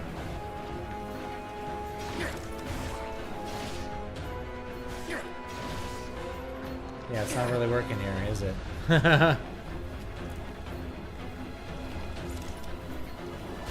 Oh, I have to hold it down. There we go. Well, that's rad. Alright, I guess you just have to hold it down for a while. I wonder if there's like a item hidden over here. Yes, there is, of course. Debased silver piece. See, it's the Empire, so all their currency is super debased. I love that, actually. I think that's very cool. Mega Phoenix.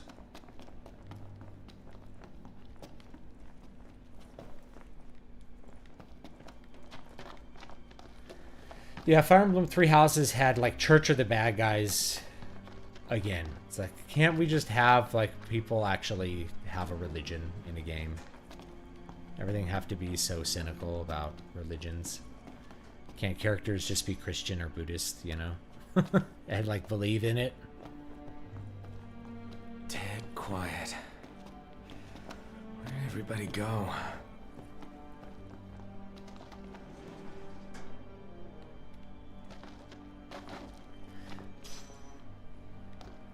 Kind of funny, I had a comment I saw earlier that's like, why didn't you want to play at gay weddings? It's like, what? It's like, have you paid any attention? I'm not playing at gay weddings. I'm not playing music at gay weddings. Ooh. These guys. These bastards again. Well, that works.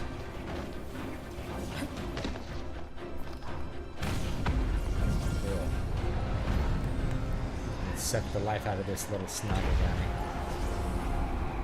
That works.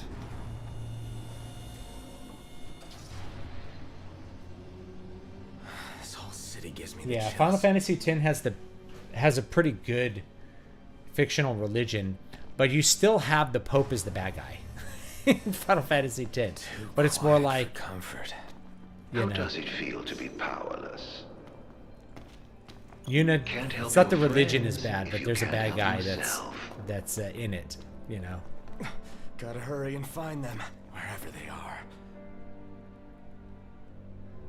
To hide. Running. On our way, hiding. Can't you simply taste the air of foreboding?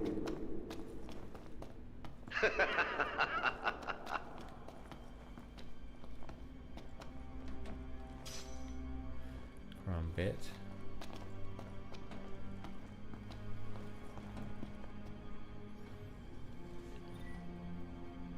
Rogue axemen patrol along a set route.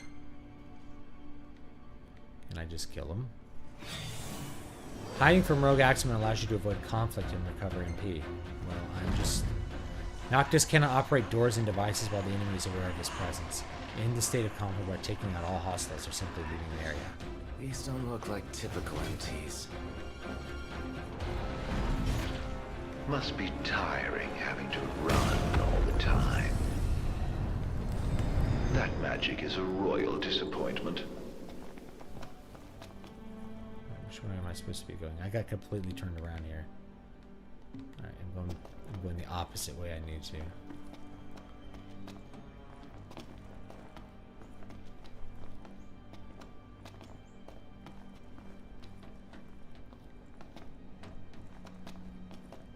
On here.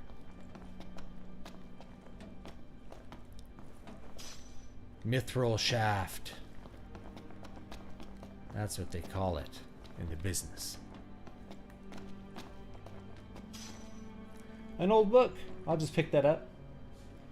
Yeah, Seymour is bad, but so is the head of the church is also unsent in Final Fantasy X.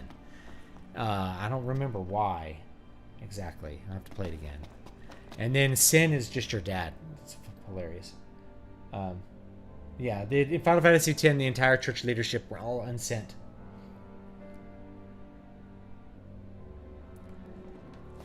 Yeah, I can't think of any game where the church is a force for good. I can, like, Dragon Age Origins, like, the church is not bad. Like, the Templars are actually good in a lot of ways. But, you know, it's like they oppress mages. Then you realize, actually, mages probably should be very tightly controlled because they become demons. Like, super easily. So, you know, Dragon Age Origins, the church is actually pretty good. I think. What's in here? Oh, I could change route. I don't want to change route. I want to keep being Noctis, I guess. Right, can I save in here?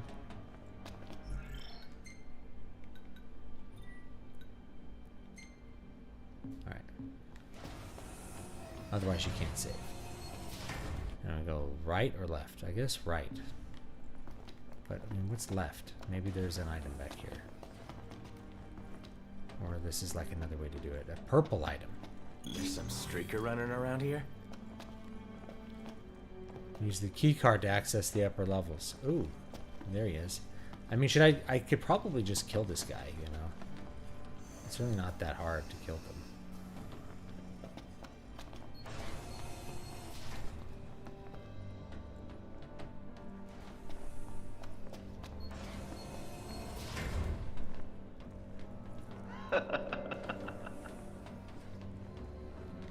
It's all coming along swimmingly, isn't it?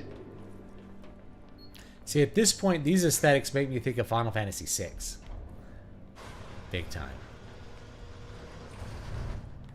Like, these graphics are very Final Fantasy VI to me. In a good way.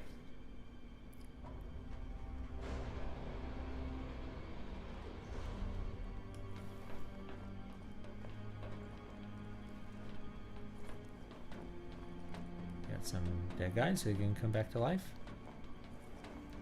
Maybe not.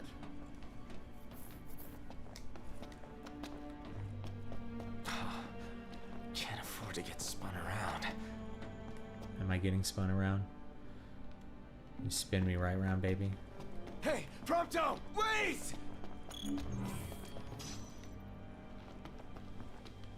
Sorry, Prompto. I had to go get the Mega Elixir.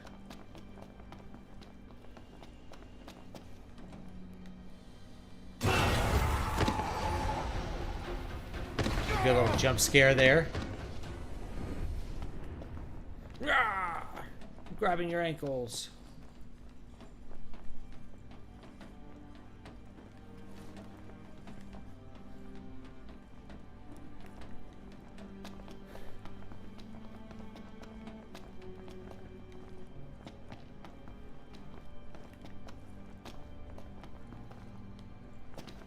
I gotta check out the room and get the item.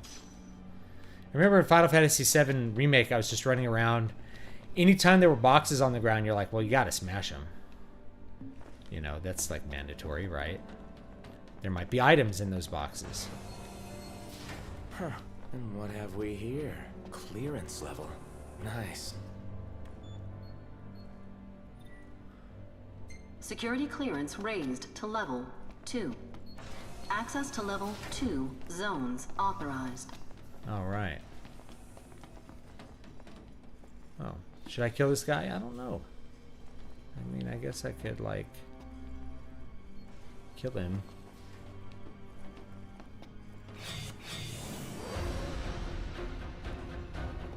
I'll just kill him. There we go. Oh.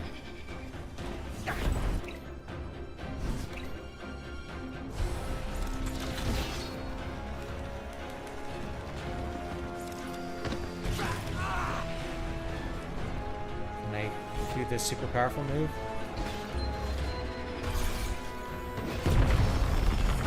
There we go.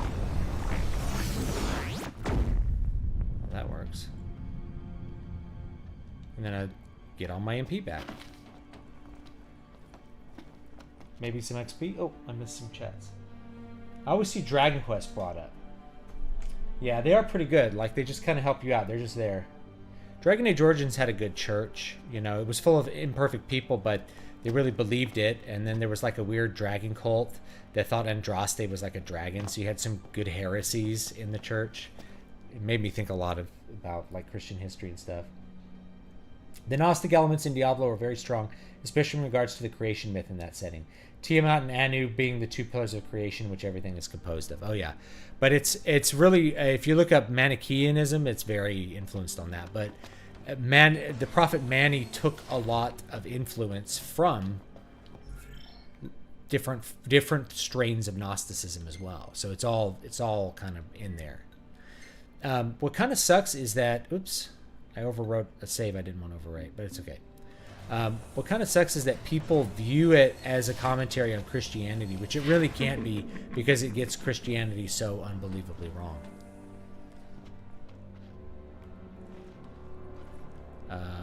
Okay. I don't know if that is that an error, do you think? You think that's an error? Is like Prompto standing there?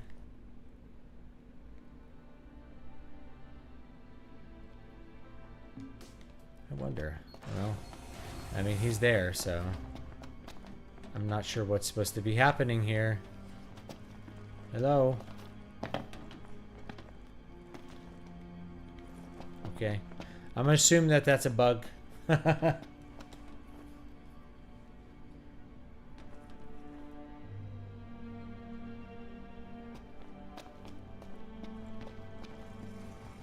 Poor Prompto must be feeling the heat right about now.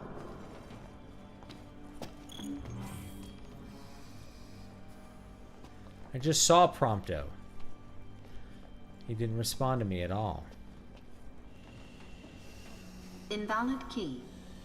Data retrieved. Security clearance level 2.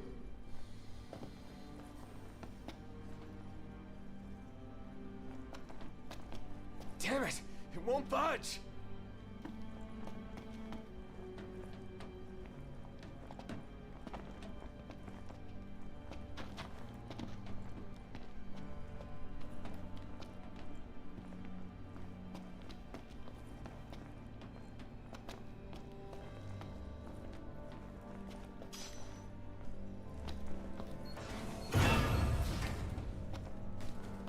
Well, that guy died. Right in front of me. Proceed.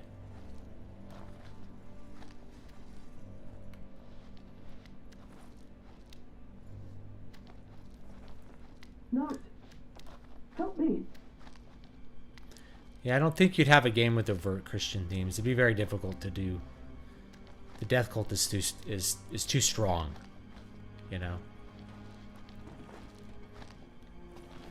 You can only do it with something like a medieval game. Out of my way!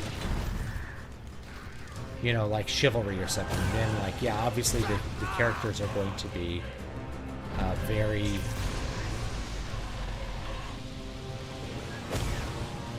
Oh, I got frozen.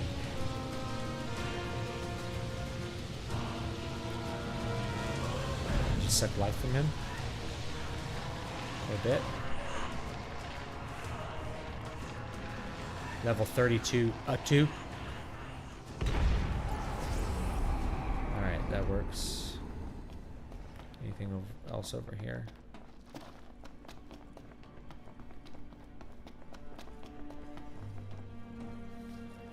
Okay, well, how do I get there?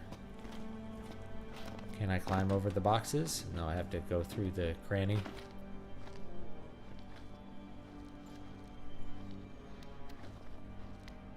How do we even know that the heresies by the Gnostics aren't correct? Well, we have a lot of writing. So whether they're correct or not, we know that the church decided that they weren't correct. So the leadership and the hierarchy of the church... Look, rescue. Who am I rescuing? There's no one here to rescue. What's going on here? Decided that they weren't. So if you go down that path, then you're going to say that like the gates of hell prevailed against the church, that the hierarchy is wrong. Basically, you go down the more extreme Protestant path where there was like no like Christianity was in some sort of hidden state until Baptists revived it, which was a very popular, believe it or not, a very popular way of thinking about like Protestantism in the early 20th century. We can't get too deep into it, but you can look it up. It's kind of interesting. So you're going to be swimming in that thought that like everybody was wrong for thousands of years. So if you do that, I mean, that's a certain esoteric way of approaching belief, but you aren't really looking at Christianity at that point. You're looking at some other religion, because what we know as Christianity is what has been passed down to us by the church over the course of 2,000 years. And that's whether you're Protestant or you're Catholic or Orthodox, you're looking at the same, you're looking at variations on the same core ideas of belief. And Gnosticism was never part of them. The big split between Chalcedonian and non-Chalcedonian Christians really has to do with whether, like, Christ had, what was the nature of Christ. There was never a belief in a Gnostic Christ that was part of the mainstream church. At least if it was, then we have to invent some kind of story for how that was completely subverted for thousands of years. And then that also means we should probably throw out the scriptures, because they obviously Christ can't be telling the truth by saying the gates of hell will not prevail against, on this rock I will build my church and the gates of hell will not prevail against it. So you have to be reinterpreting the Bible in new and different ways in order to come to some conclusion where, like, the Gnostics were right about things. And then what are they right about, and what do you actually know about them? Much of what we know about Gnostics is simply kind of conjecture, because the secret knowledge that they had died with them. A big part of the belief of salvation in Gnostic Christian thought, it seems to center around having a secret knowledge of things. They were very cultic. So whatever that gnosis was, salvation by gnosis, we don't know exactly what that is, because we didn't preserve it, and the people who were cast out of the church didn't write it down because it was secret. And this was inherited from a lot of pre-Christian cults, Dionysian cults. All of those rites were secret. You didn't write them down. The Druids, we don't really know what the Druids believed, because they didn't write down their beliefs for us to gather later. They died, disappeared, and all of their secrets went with them. Security clearance raised to level 3. Access to level 3 zones authorized. Oh, you should have seen the look on your face. Yeah, we keep going through the same heresies from thousands of years ago because people might really be your friend. And the thing is, like, if you're gonna, people go down really weird disbelief rabbit holes where they're like, all of the writings of the church fathers have to be fraudulent. Not all of them, but like some significant portion of them have to be fraudulent. Before you know it, you're at the Grand Conspiracy. And I've talked about the Grand Conspiracy before, where there's so many people involved with the conspiracy at so many levels over so much time, the likelihood of it being true drops to zero. It's a bit like the flat Earth conspiracy. In order for the Earth to be flat, the truth about the Earth would have to be hidden from so many people. So many people would have to be involved in the conspiracy to hide the truth from the general population that the likelihood of it being true is pretty much zero, right? This is an inductive argument. The people can't keep secrets. They're bad at secrets. So it's not really reasonable to assume that you're going to have a large population of people that are going to be able to keep secrets. Are you certain? And that's the truth. Honestly, that's the truth of the Catholic Church too. Is like if you read the history of the Catholic Church, there's no way these guys are keeping any secrets. There's no way that this organization could have survived for 2,000 years, as incompetent as its leadership has been at times, without like some sort of divine intervention.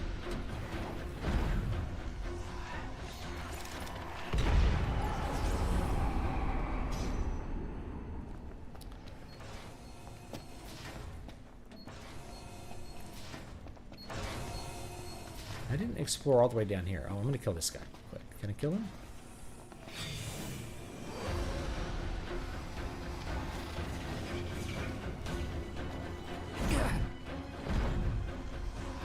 I just want to see what's at the end of the hallway. Wondering if there's like a secret there. Or if that guy just kind of... You know, there's an item. Superior Restorative and a... Magitech Core. Alright. Keep going here. Oh, well, there was some... Oh, that was a hiding spot. I don't feel like playing this like a stealth game, you know? If people were good at keeping secrets, then Spotlight never would have happened. I also think that scandal was massive gaslighting, and I'm not even capping.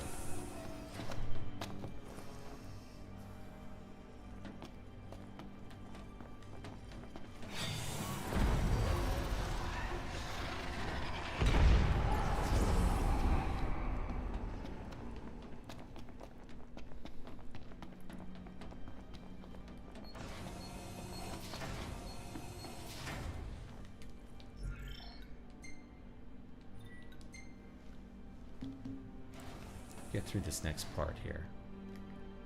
Where am I gonna go next? Oh, it opened up another door. Yeah, I'm not gonna do this Metal Gear Solid style. I'm just gonna kill everyone. It's better that way. Oh, it's just so unfair. It's the right way. Am I going the right way? Hopefully.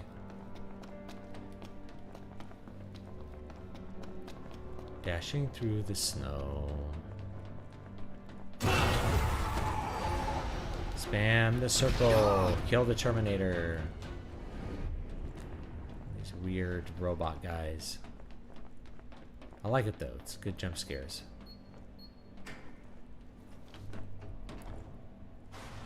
There we go. Go this way now.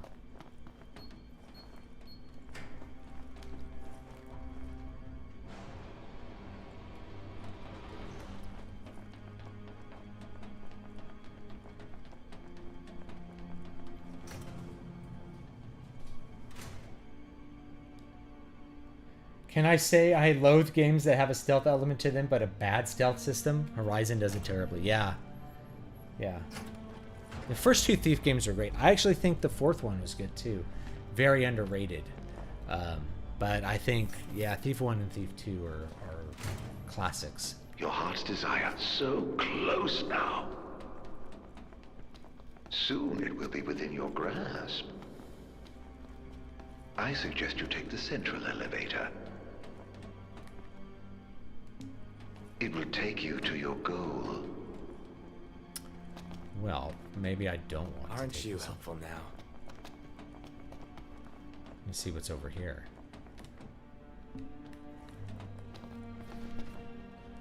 Whoa. An iron giant. Search for the keycard to operate the central elevator. Okay. Can I just kill that guy? I don't want to, like, stealth him. I'm just gonna kill him. Oops. Do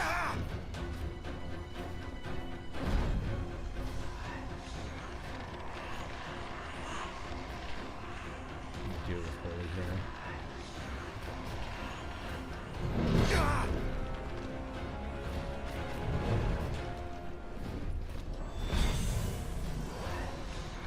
This guy's a lot of help.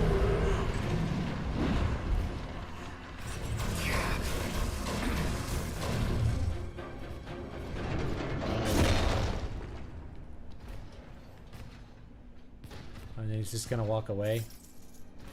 That guy's really hard to kill, considering he's only level 30. Can I kill him? What if I do this?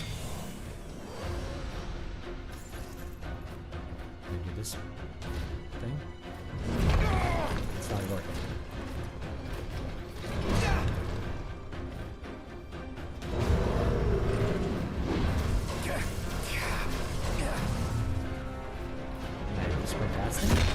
Just run away from him. Run away! He bravely ran away, away, brave, brave Sir Robin. When danger reared its ugly head, he bravely turned his tail and fled.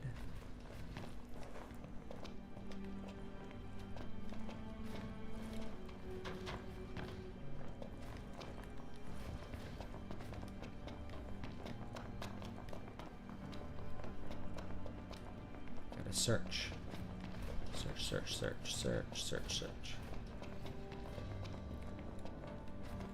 I didn't like Thief 3 very much, but I haven't played it in so long. You know. Don't, like, my opinion is not, oh, it's bad. I think Thief 4 was I believe you've lost something. Your spine. Oh, now they've found you.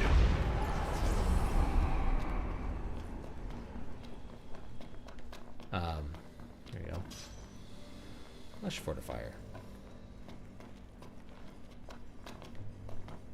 It's not like a firm opinion, because I don't, you know, it came out, when did it come out? It came out like 2004 or something, right? It's pretty old. Thief 4 is like 10 years old at this point, too. I think Thief 4 is better than people give it credit for. I think it has a really good feel to it. I think the stealth is generally good in it, and I enjoyed it.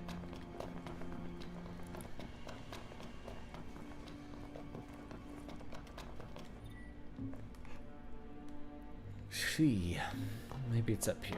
We'll find out.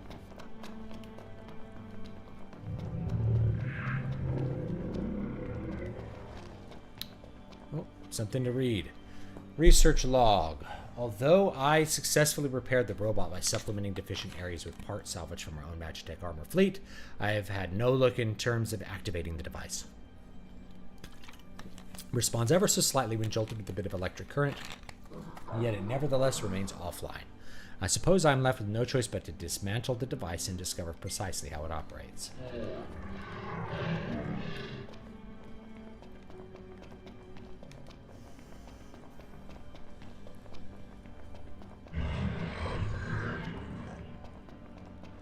Where does this go?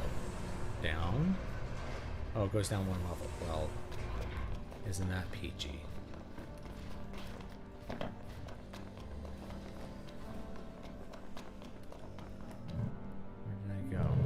Go from here.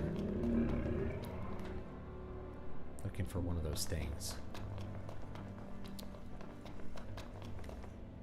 I want to go the other direction, this direction. Let's kill this guy.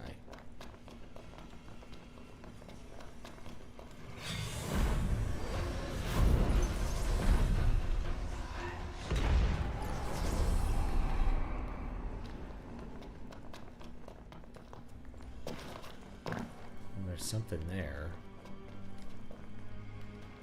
But I can't tell what. So around and around we go.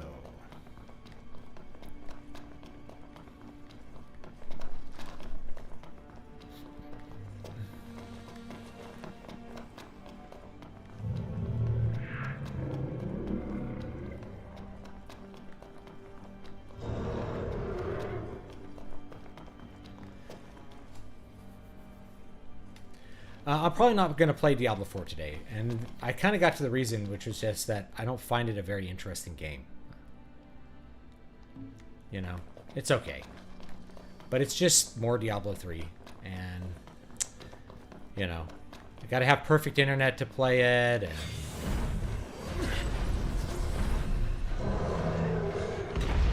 I'm not going to say I regret buying it yet, but I kind of regret buying it. It's not very good.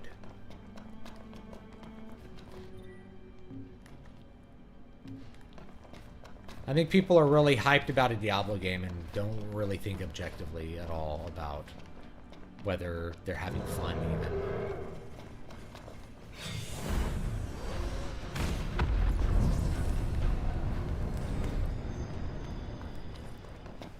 Smack that guy down. Is there something here?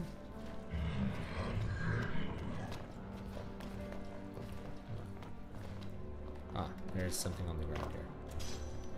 Flesh fortifier.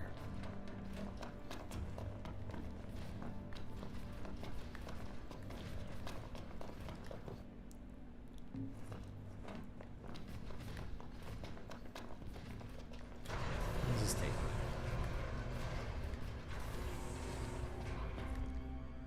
There it is.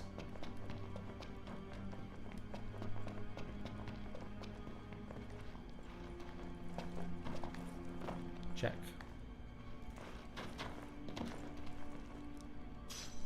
All keyed up. Update the key card. I think we updated it. How have you been? What's up, Adrian? Hope you're having a good day. I've been okay. Got power back on at my house, so that's very good.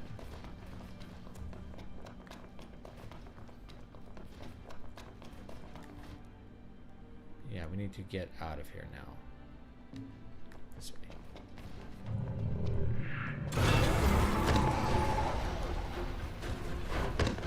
Robot attacked me again.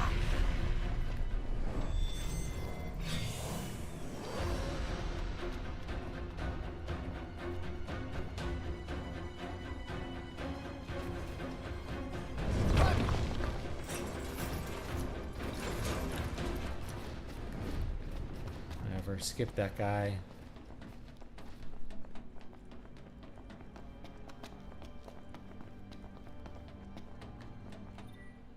The device is unresponsive. All right, I gotta put it in somewhere else. Oh, I have to turn on the generator over here or something. There it is. Don't look down, don't look down. Power partially restored. Oh, yeah. Yeah, this aesthetic really does make me think of Final Fantasy VI. Are you no longer streaming on Saturdays? I may or may not, but that's not going to be my regular day anymore. Prefer to have like more family time on weekends. Stuff like that. Did I just die?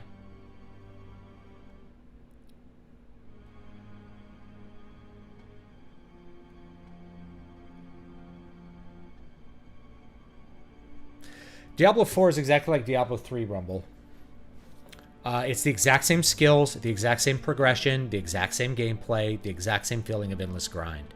If you want that endless grind, that's great. But it really doesn't...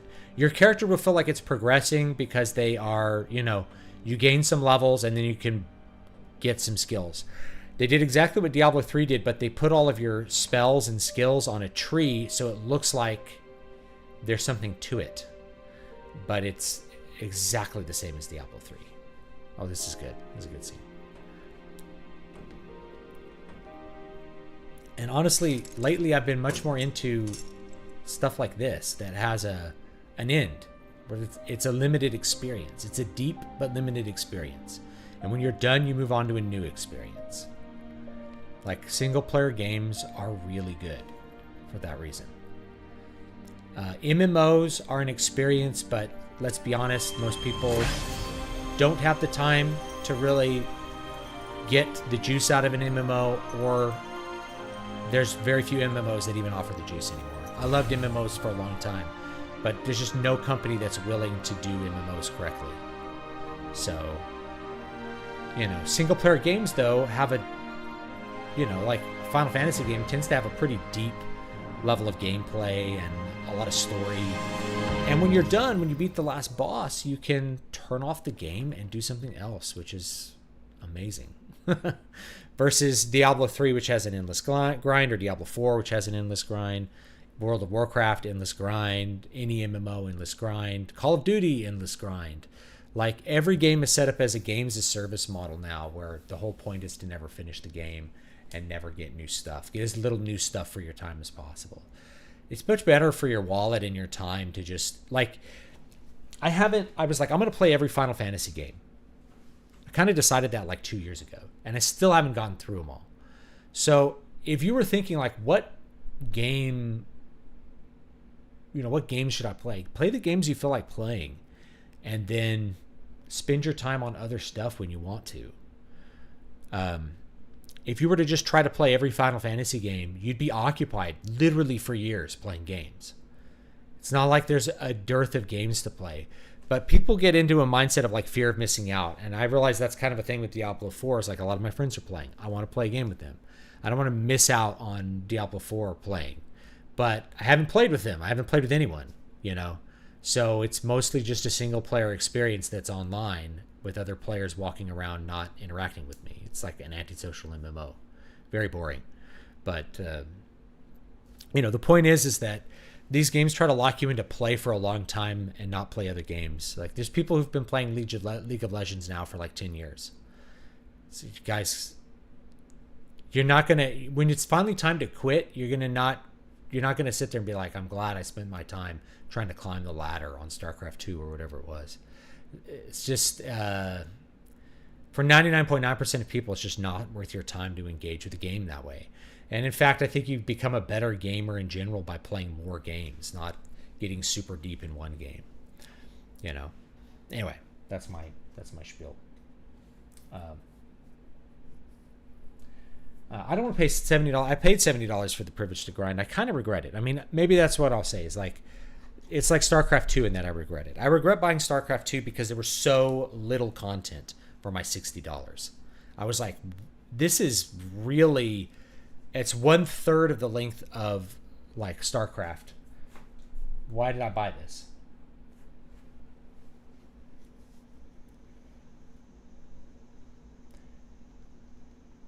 Yeah, I loved experimenting in Diablo 2. I liked experimenting in Diablo 3 as well. And I like playing, 4-player co-op on the PS4 was amazing. It was a lot of fun. But, a truly great game is like a good book. It's not going anywhere. No need to fear of missing out unless you're all about online multiplayer experience, I guess. Right. And this is a great game right here. And you can play this game now, and it looks, on the PC, playing it in 4K and HDR, it really does look current gen. Final Fantasy 16 looks amazing, but it'll look good in 5 years too.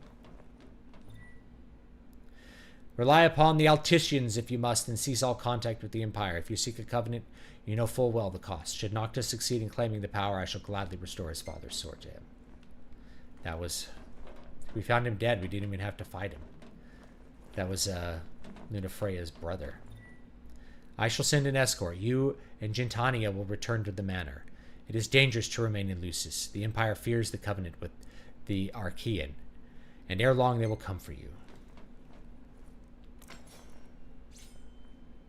Rest easy. Your work is done. Now I have like some powers here.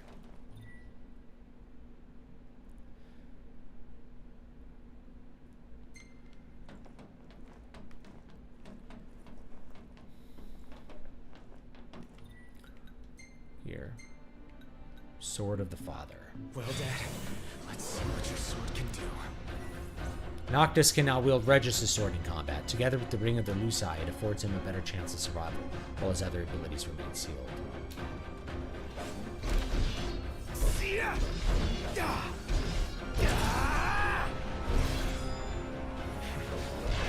Just fine.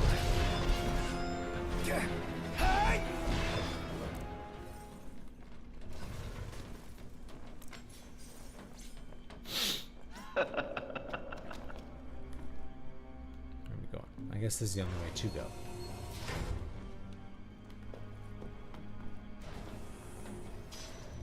Mithril shaft.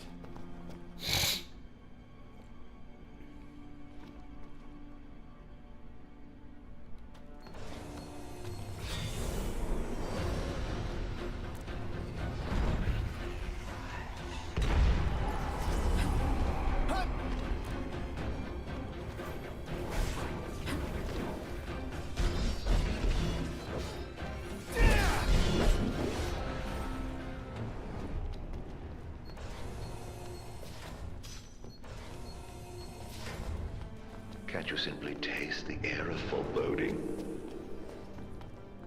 You said that before. Did you hear that? There's something out there.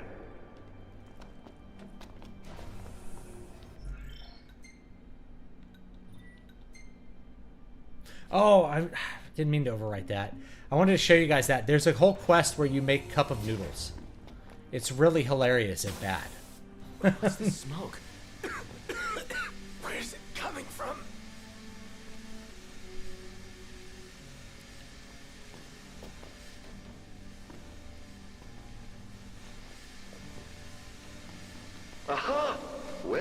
Can't say I didn't warn you. Getting thicker by the second. Need to stop it. The poison reduces Noctis's HP. Watch his health as you search for a way to clear the air. Okay. Can I go that way? No, I can't. Alright. Can do. I can't go that way. Can I go this way?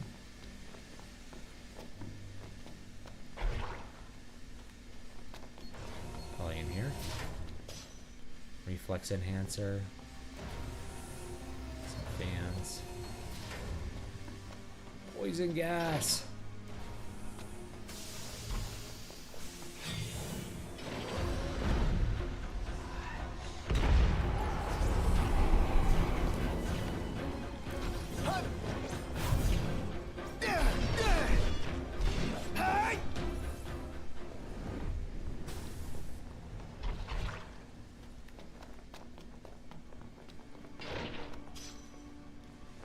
Elixir.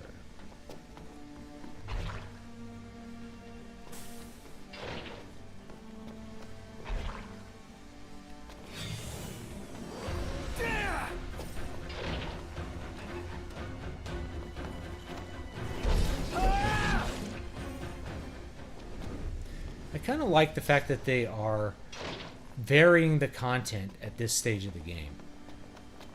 You know, you kind of get used to doing things and they take a guy away, they add a guy to the party, and then eventually they just break it down so you have to,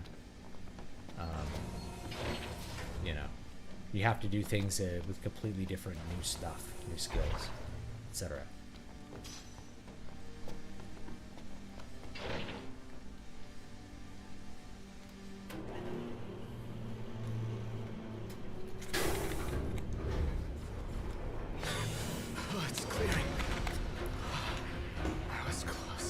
Yeah, Final Fantasy 16 doesn't have character switching, which would have been cool. But it's, you know, I don't know. I think that would have been cool. I think you're right. Oh, it was such a tease.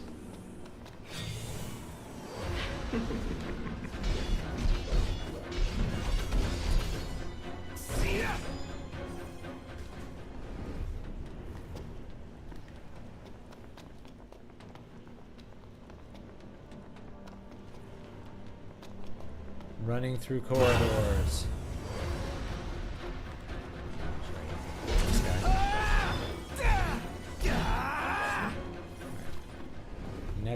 Next bad guy.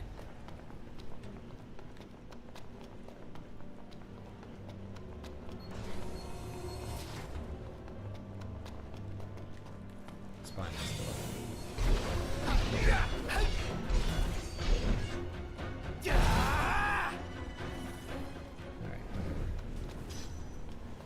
Medal of Distinction. Metal scrap.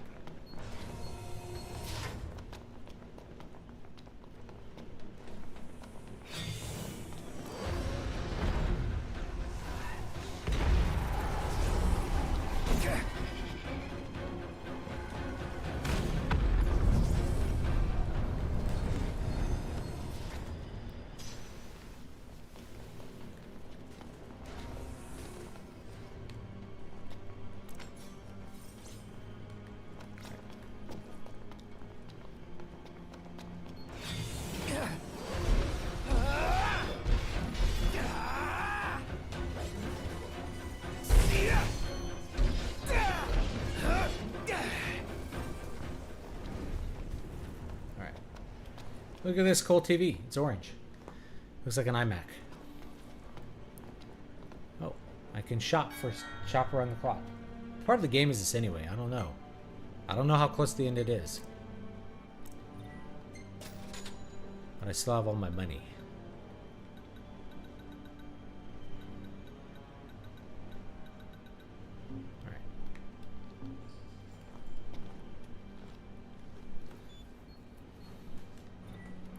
Security clearance raised to level 4. Access to level 4 zones authorized. Okay.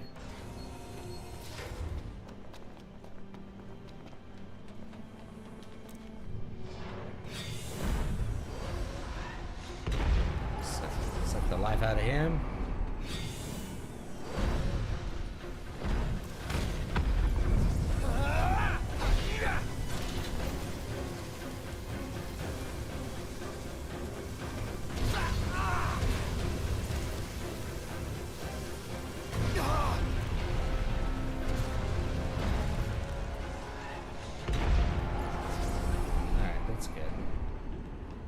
All those guys are dead.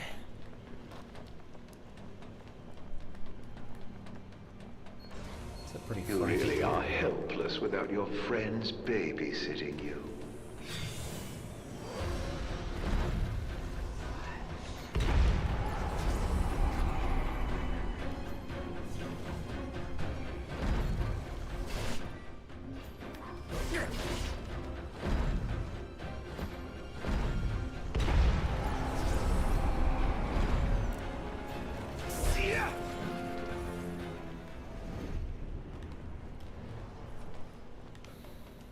Oh, turn green. So which way do we want to go?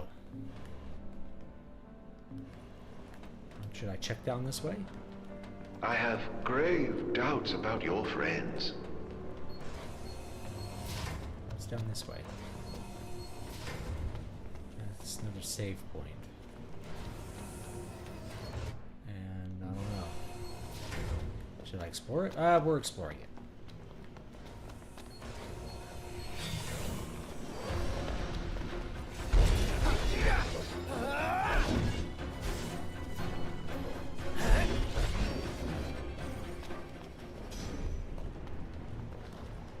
Get anything good here.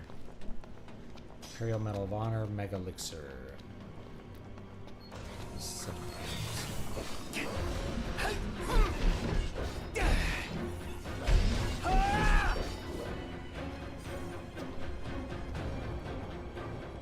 Where's this other goblin? Oh, there he is.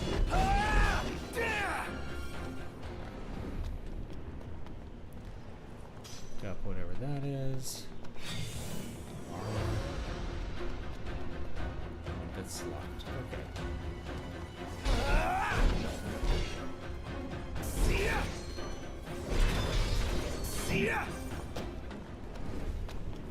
Oh, I see. Opens up.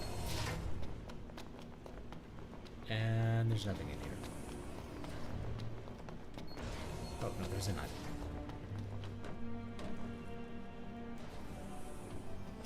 Yeah, I love the gameplay of Final Fantasy XII, and I do like Final Fantasy IX's aesthetic a lot.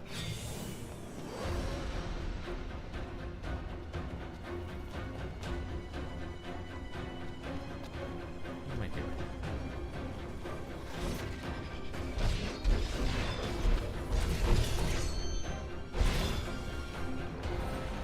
This is the way out. Off we go. I played only 10, 12, and 13. 12 is my favorite by far. I loved 12. I loved the gameplay of 12 and the aesthetics as well. I like 13 a lot. You know, I think 13 is very underrated. Tragedy could strike at any moment.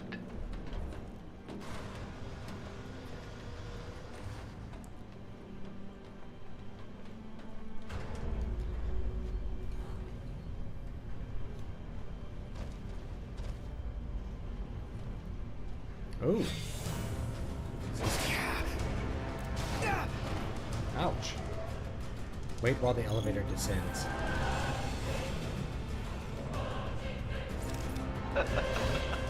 Yeah, I'm just letting it kill me here. I'm trying to do that dodge thing. Whatever the hell that is, I don't think I want to mess with it. Ouch. No, he's invulnerable. That's fine.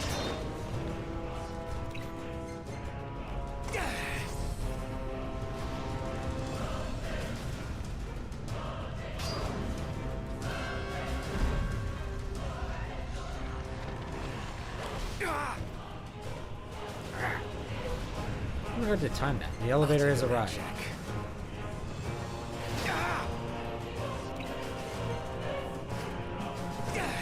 I guess I have to kill this guy though? I'm not even sure. He's invulnerable. Does that? Keeps doing that. There we go. I guess I can kill him. Get in the elevator.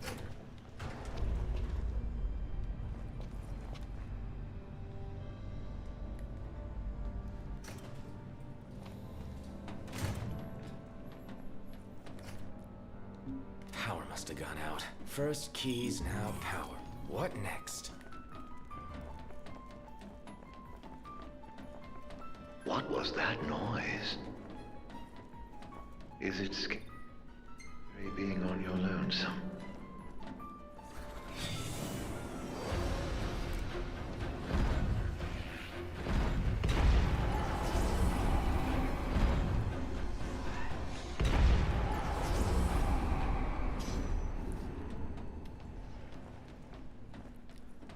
I have to use an elixir to restore my total health pool. What time is it?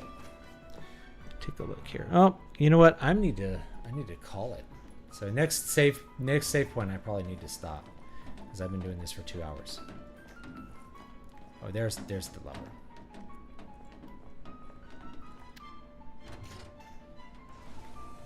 Ain't much, but it's better than nothing.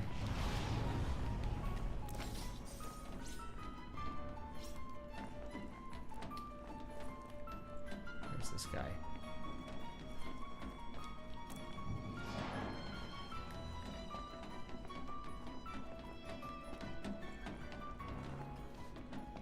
Oh yeah, here's a save point. Good.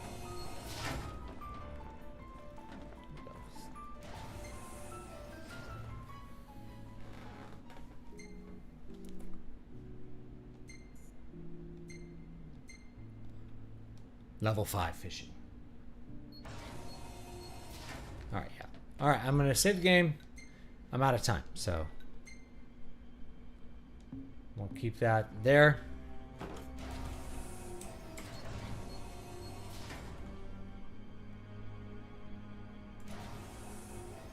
Transfer over here and quit. Alright, guys. It was a lot of fun, actually. And quite a lot of good talking. I might stream Final Fantasy 16 a little bit later. We shall see how things go tonight. I don't do it a lot during the day because my kids might be around. And frankly, Final Fantasy 16 is not appropriate for children. So keep that in mind if you're thinking about playing it. You know, it's really not kid appropriate. Someone says it blows my mind that game's 7 years old. Yeah. One of the things about graphics is like the progression of graphics has slowed quite a bit. Final Fantasy 16 definitely looks better than 15, but consider the leap between 6 and 7 and between 9 and 10 and between like even 10 and 12. Each one, 12 and 13 was gigantic too. So most of the ones in the past, there was a big leap between generations, but the leaps between PS3, PS4, PS5 have been a lot smaller.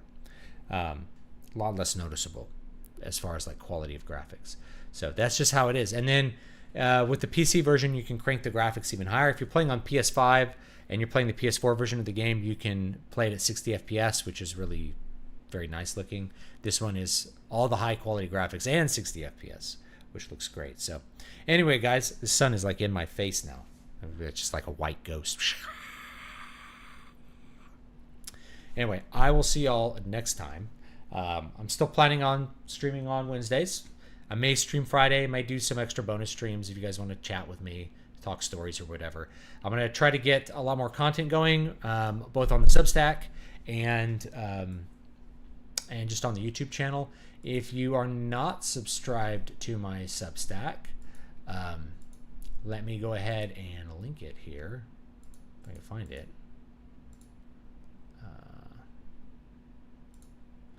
There it is. So yeah, hop on it. There will be some more new content as we go.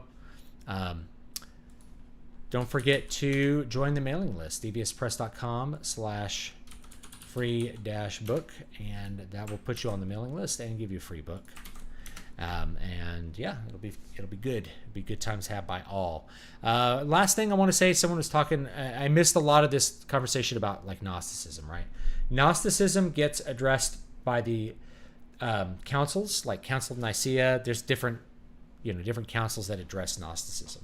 The thing about Gnosticism is that you can't, or the thing about the councils is that you can't say that there was a developed theory of Trinity that started in some council just because they articulated it in that council. Councils are responses to heresies. So there can't be a heresy if there's no orthodoxy, right? There can't be a heterodoxy if there's no orthodoxy. So you have a council responds to a specific heresy and may make formal things that already exist, beliefs that are already present in the church. And that's what you get with Nicaea. It's what you get with the Nicene Creed, what we call the Nicene Creed, which is actually Nicene Constantinople Creed, I think. That, formally encapsulates all the beliefs of the church because people had heretical beliefs. They had Arian beliefs. Arianism was the big one, where Christ was a created creature. He was not co-eternal with the Father.